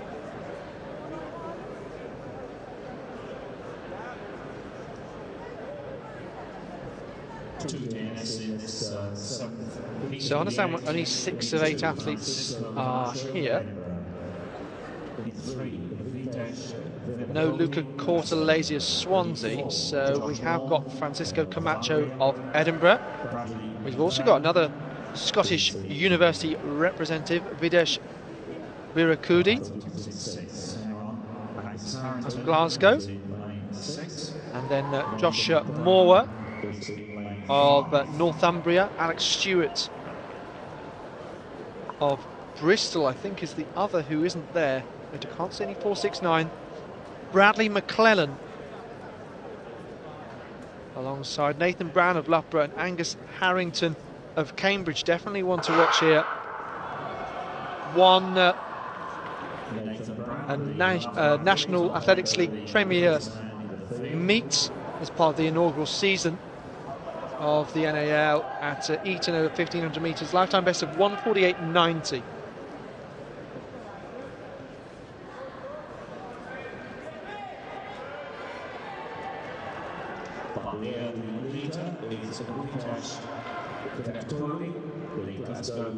So the Glasgow student Vera Cody leading this one, lifetime best of 1:58.69. And then behind him is Angus Harrington.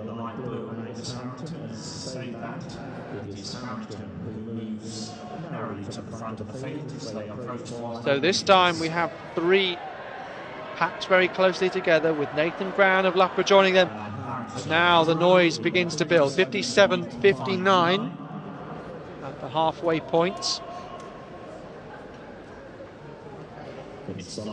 Harrington just having a look over his shoulder now, trying to move away, but sticking him like glue. Nathan Brown. Cody just drifting back. 2 automatic spots, remember.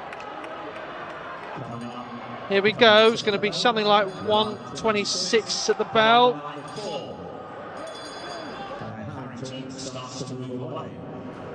Now Harrington is pushed on, and it would take something pretty remarkable for these not to be the 2 men that go through. These 2 on your screen, Harrington and Brown. 8.9.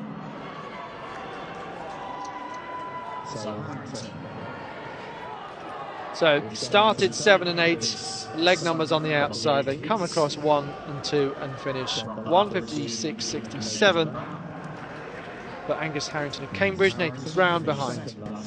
Here Cody gives himself a chance of qualifying in 3rd, the Glaswegian representative. First season running sub 150.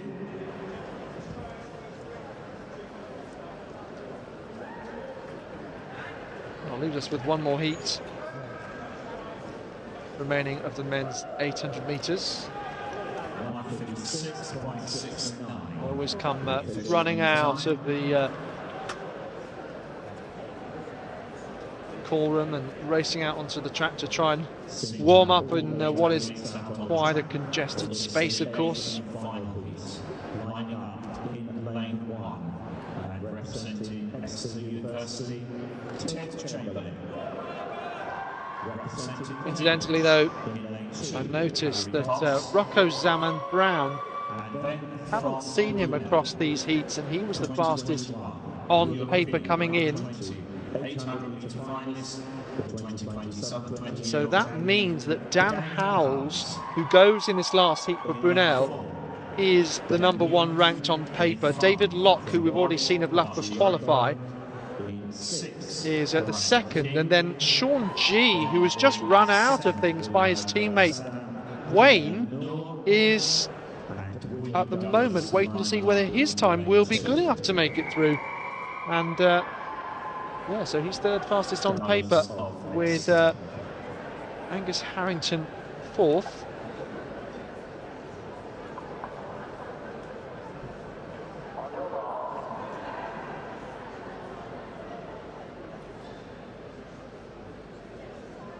So, final heat then. Exeter's Ted Chamberlain, Harry Cox of Cambridge, Dan Howells of Brunel, who I was just mentioning there. He was 5th at the European Under-20s. They were held in Tallinn last summer, 1:48.16 at best. Daniel Newman also in this, Archie Rainbow of Warwick, Brad King of Northumbria, William Douglas of Exeter, and Saddam Kumi, University College London. Second place, he sits in 3rd.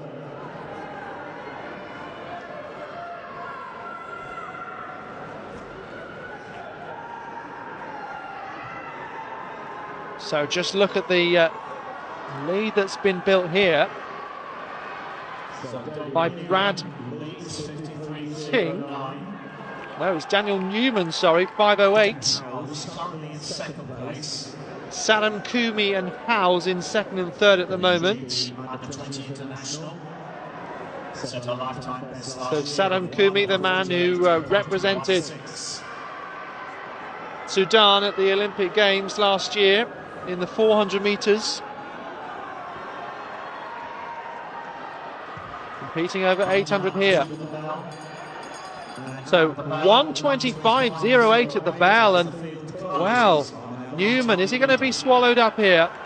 Harry Cox goes past, Kumi goes past, so too Dan Howells. Kumi now using his 400 metre speed. Lifetime best of 45.41. Look at this though, Howells fighting. Got to be so careful. Ted Chamberlain coming through as well. Oh wow. Was Saddam Kumi just run out of it there? 1:54.28. Only 2 automatic spots available and 2 time qualifying spots in addition. So close. And lots of Exeter people cheering on Ted Chamberlain with his fast finisher. Let's have another look here. So Saddam Kumi, he's used a burst of pace to get away from Howells. Howells just grabs the space there as Chamberlain approaches. Oh, well, I mean, that was close, but it might just be that Chamberlain grabs that, and we'll have to have a look at the results and see whether he gets one of the non-automatic spots anyway. But Luke Reynolds, Chris Kerridge, Isaac Bate, all watching on for Ted, and the results can be found on the Roster Athletics app. The qualification, the first two will qualify automatically for Saturday's semi-final, and those 10 athletes will be joined by the two fastest non-automatic. Well, that was a thrilling end to those men's 800-metre heats. Jackson, 82. Leads in 3. In lane 4, representing Cambridge, a proud Olympian who represented Ireland in Tokyo. Over 800 metres, Louise Shanahan. 5, Maddie George Durham. 6, Katrina Simpson, Telford, and Eve Hutchinson, Sheffield. We must have a EIS somewhere. Okay, well, we're straight on with the women's 800-metre heats after that thrilling finish, in which it looked like Ted Chamberlain might have just got there in order to get an automatic spot. Here we've got Poppy Anderson of Stirling, Amy Jackson of Manchester Met, Eleanor Robinson of Leeds, Louise Shanahan then, the Irish international representing Cambridge, Maddie George on her outside, and Eve Hutchinson of Sheffield. So Louise Shanahan is the defending champion, of course, so this should be fairly comfortable in this heat, but you never know. It can often be so hard to make it through to the final. 2:01.44 at best, which is incredibly strong by BUCS standards. See a real variety of times that this title is, of course, won in depending on how cagey, a tactical, or whether it's generally a fast race come the final. So BUCS indoor champion 2 years ago. We've got the other medalists as well, Cheska Brint and Olivia Varay. Second place is the Leeds athlete in behind, Eleanor Robinson.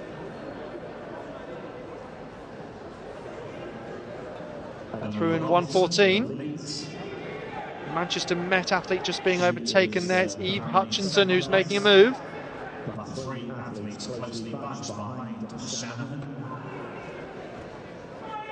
So, qualification conditions exactly the same as they were for the men. It's 2+2. Pair of automatic spots and then a couple of time qualifiers. Just look how close this is though at the bell. In 1:47.69. Shanahan of Cambridge, Hutchinson of Sheffield, Robinson of Leeds, and then Jackson of Manchester Met. So, well, it's an early contender to try and make it all fall through given the lack of gap between them. Shanahan might just push this pace on inside the last 100. Robinson will do really well to follow her tail as close as possible, and that's going to do what she needs in terms of qualifying. It comes through in 2:20 in the end. Shanahan and Robinson are those who have made it through.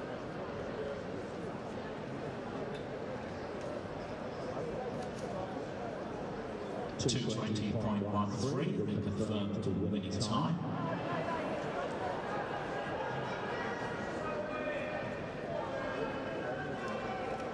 The second meter of the 5, lining up in lane 1. I'm just checking the numbers: 1, 2, 3, 4, 5, 6.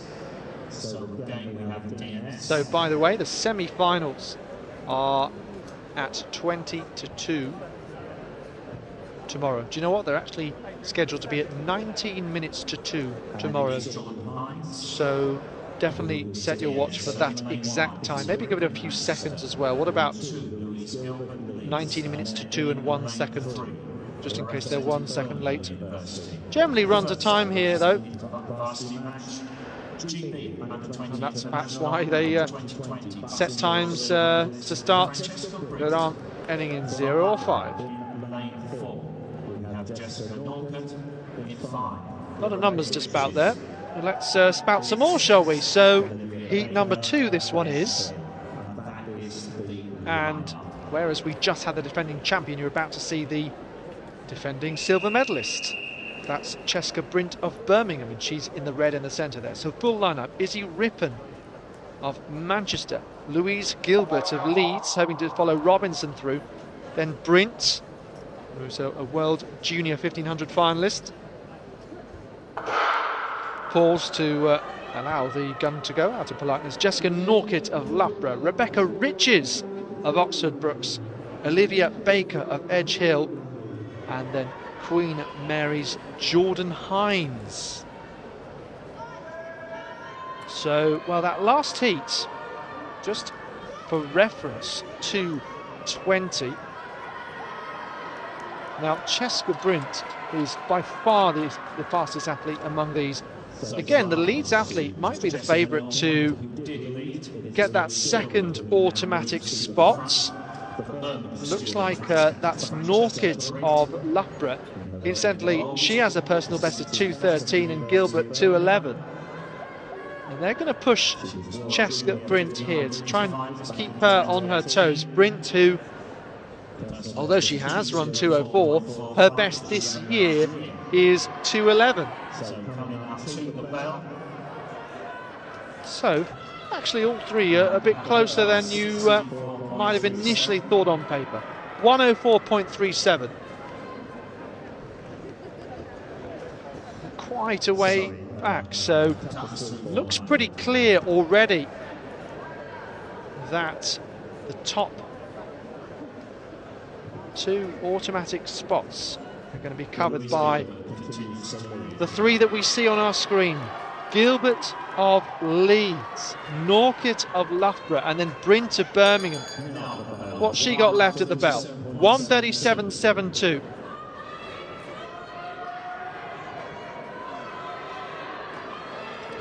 So Brint still in 3rd place and fighting for a bit of room. Not finding any there on the inside at this point. Now she tries the outside. Gilbert still looking pretty strong, but how much does she have left? Can Norkett respond? So Gilbert still leads. Brint going to follow her home surely. And this one considerably faster then. And that gives Norkett of Loughborough a really strong chance. Of course, only with the 2 heats just having been completed out of 5. Showing a 6 on the timetable, but a 5 on the live page. So the Roster Athletics app, the Roster, R-O-S-T-E-R app, is what you need.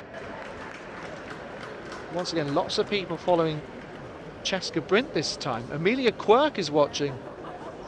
Elsa Palmer, David Brint. Feel like just maybe there's a connection.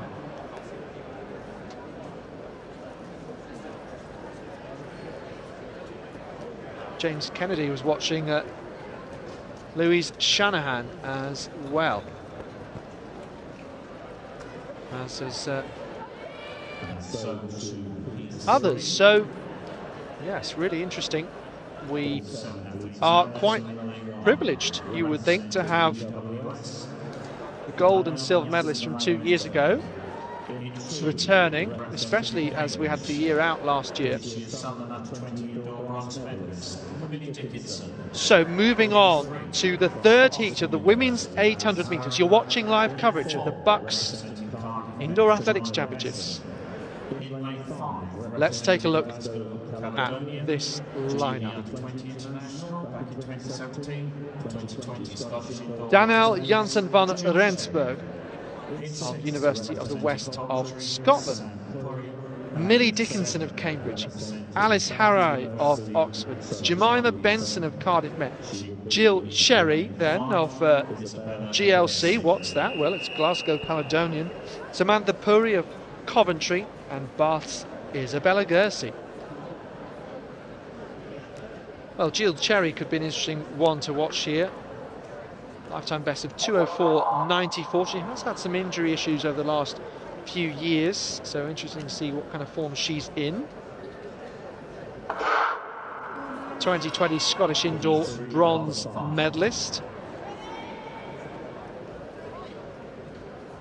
But once again, quite a difference in lifetime bests.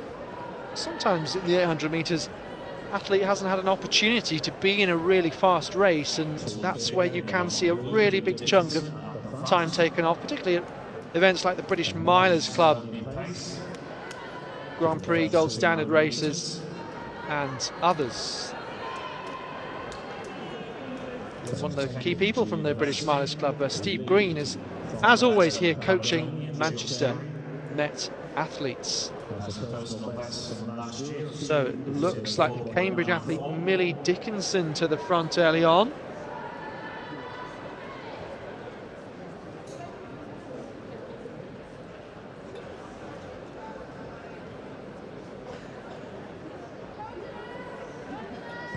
So Jill Cherry alongside. Cherry also a decent 400 metre runner, and we've got an athlete pulling up injured, which is always sad to see. 70.6 at the 400 metre mark. So 70.6 at the 400 metre mark, and we've got 4 athletes in this battle on your screen, with Isabella Gersey of Bath just dropping off this group. I think that's Daniel Janssen van Rensburg trying to stay with. But deja vu as they come round again, with Jill Cherry just on the shoulder of Millie Dickinson. Time to hit the bell. Just as I say that, Cherry at the bell, 1:44.66. She moves into the lead. So Jill Cherry uses the bell as a trigger to move into the lead. Millie Dickinson behind. 2:11 at best. Seems to have judged this race pretty well. Janssen van Rensburg some way behind. This is probably going to slot in between the 2 other races that we've seen in terms of time. Indeed it does. So 2:18.39 with Janssen van Rensburg a few seconds behind. 5:86 from the women's 800. Please report to the track referee by the finish line on the oval track.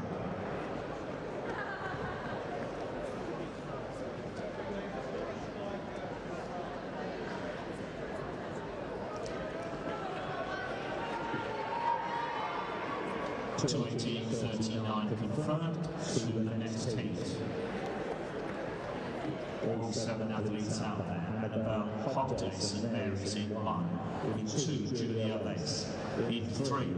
Well, all of our athletes are out already for the next heat. That's heat number 4.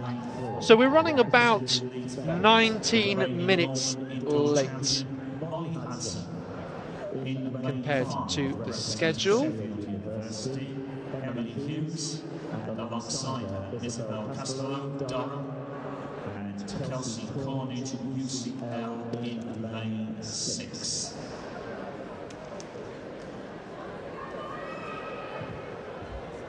Heat 4 of the 5. So we may well make up that 20 minutes, which was the delay to the men's 800 metres. I'm sure the officials will endeavour to do the best they can. If you're keeping up, this is heat number 4.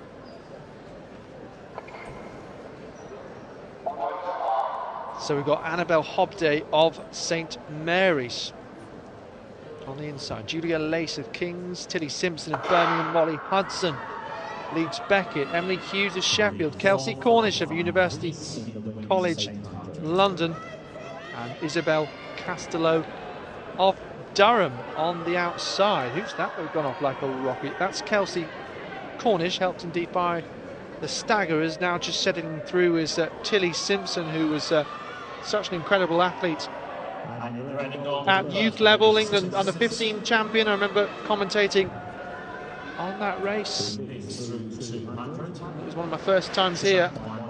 Former English schools champion as well, 206.22, a lifetime best, 212 this year.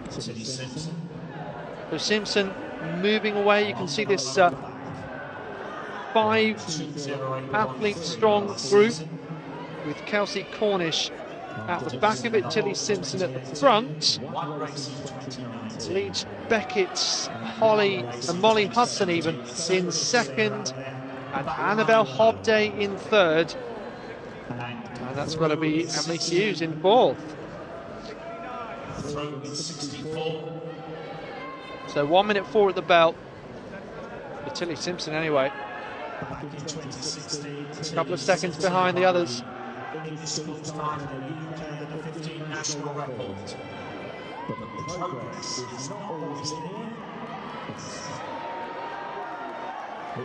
So look at this run then from Tilly Simpson. So far clear of Molly Hudson. Looking to stamp down a marker on her opposition. This is a title that's previously won for Birmingham by Georgia Bell. Remember Sarah McDonald, so impressive, defending her title over 1500.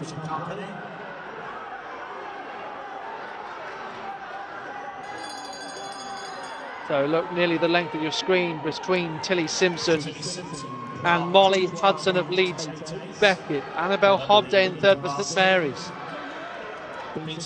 So the Birmingham contingent on the far side at the end of the top bend, and they cheer Tilly Simpson home in 2:12.78. 2:12.78. Slightly quicker than Tilly's round in the varsity. So Tilly Simpson very close to her season's best there.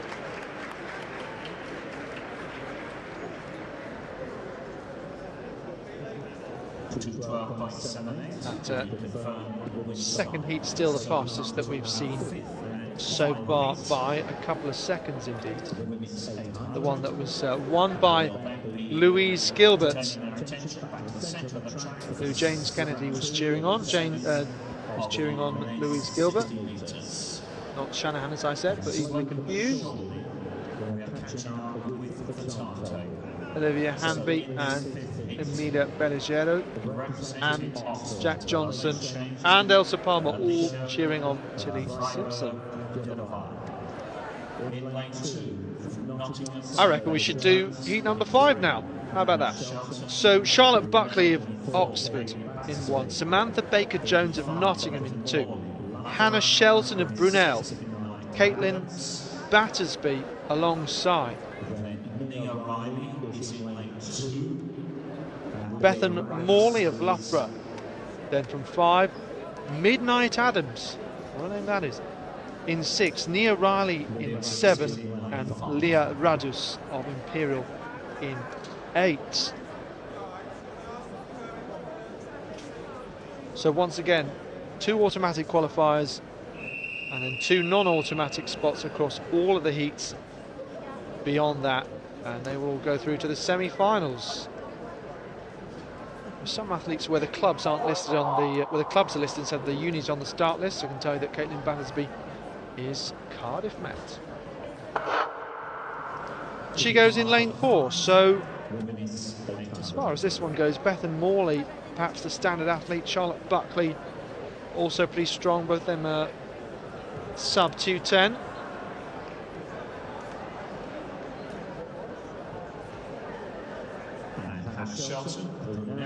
It's the Brunel athlete though, Hannah Shelton, who goes to the front here early on.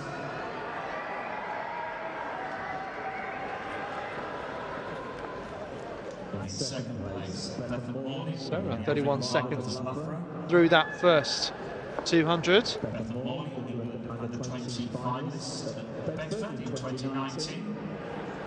this season, she ran a lifetime best of 208.28.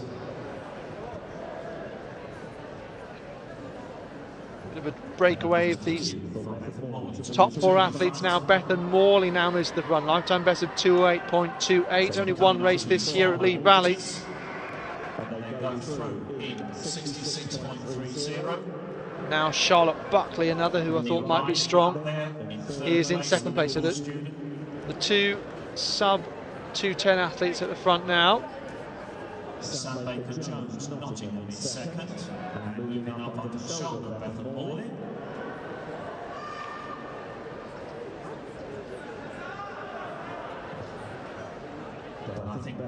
So still Bethan Morley from Charlotte Buckley, and Nia Riley of Liverpool, 140.74 at the bell then.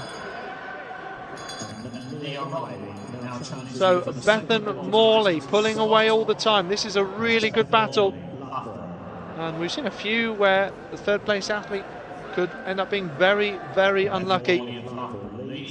So Morley, that lifetime best was from 2019 British Mileage Club Grand Prix in Sport City. And look at her speed coming down the home street there to beat Charlotte Buckley.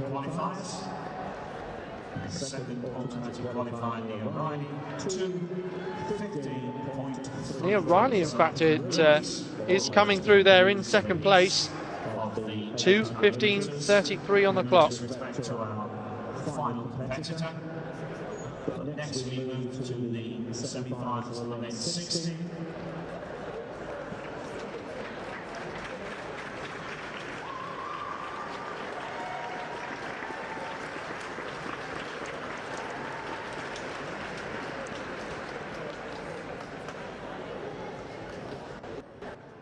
$2:15.34.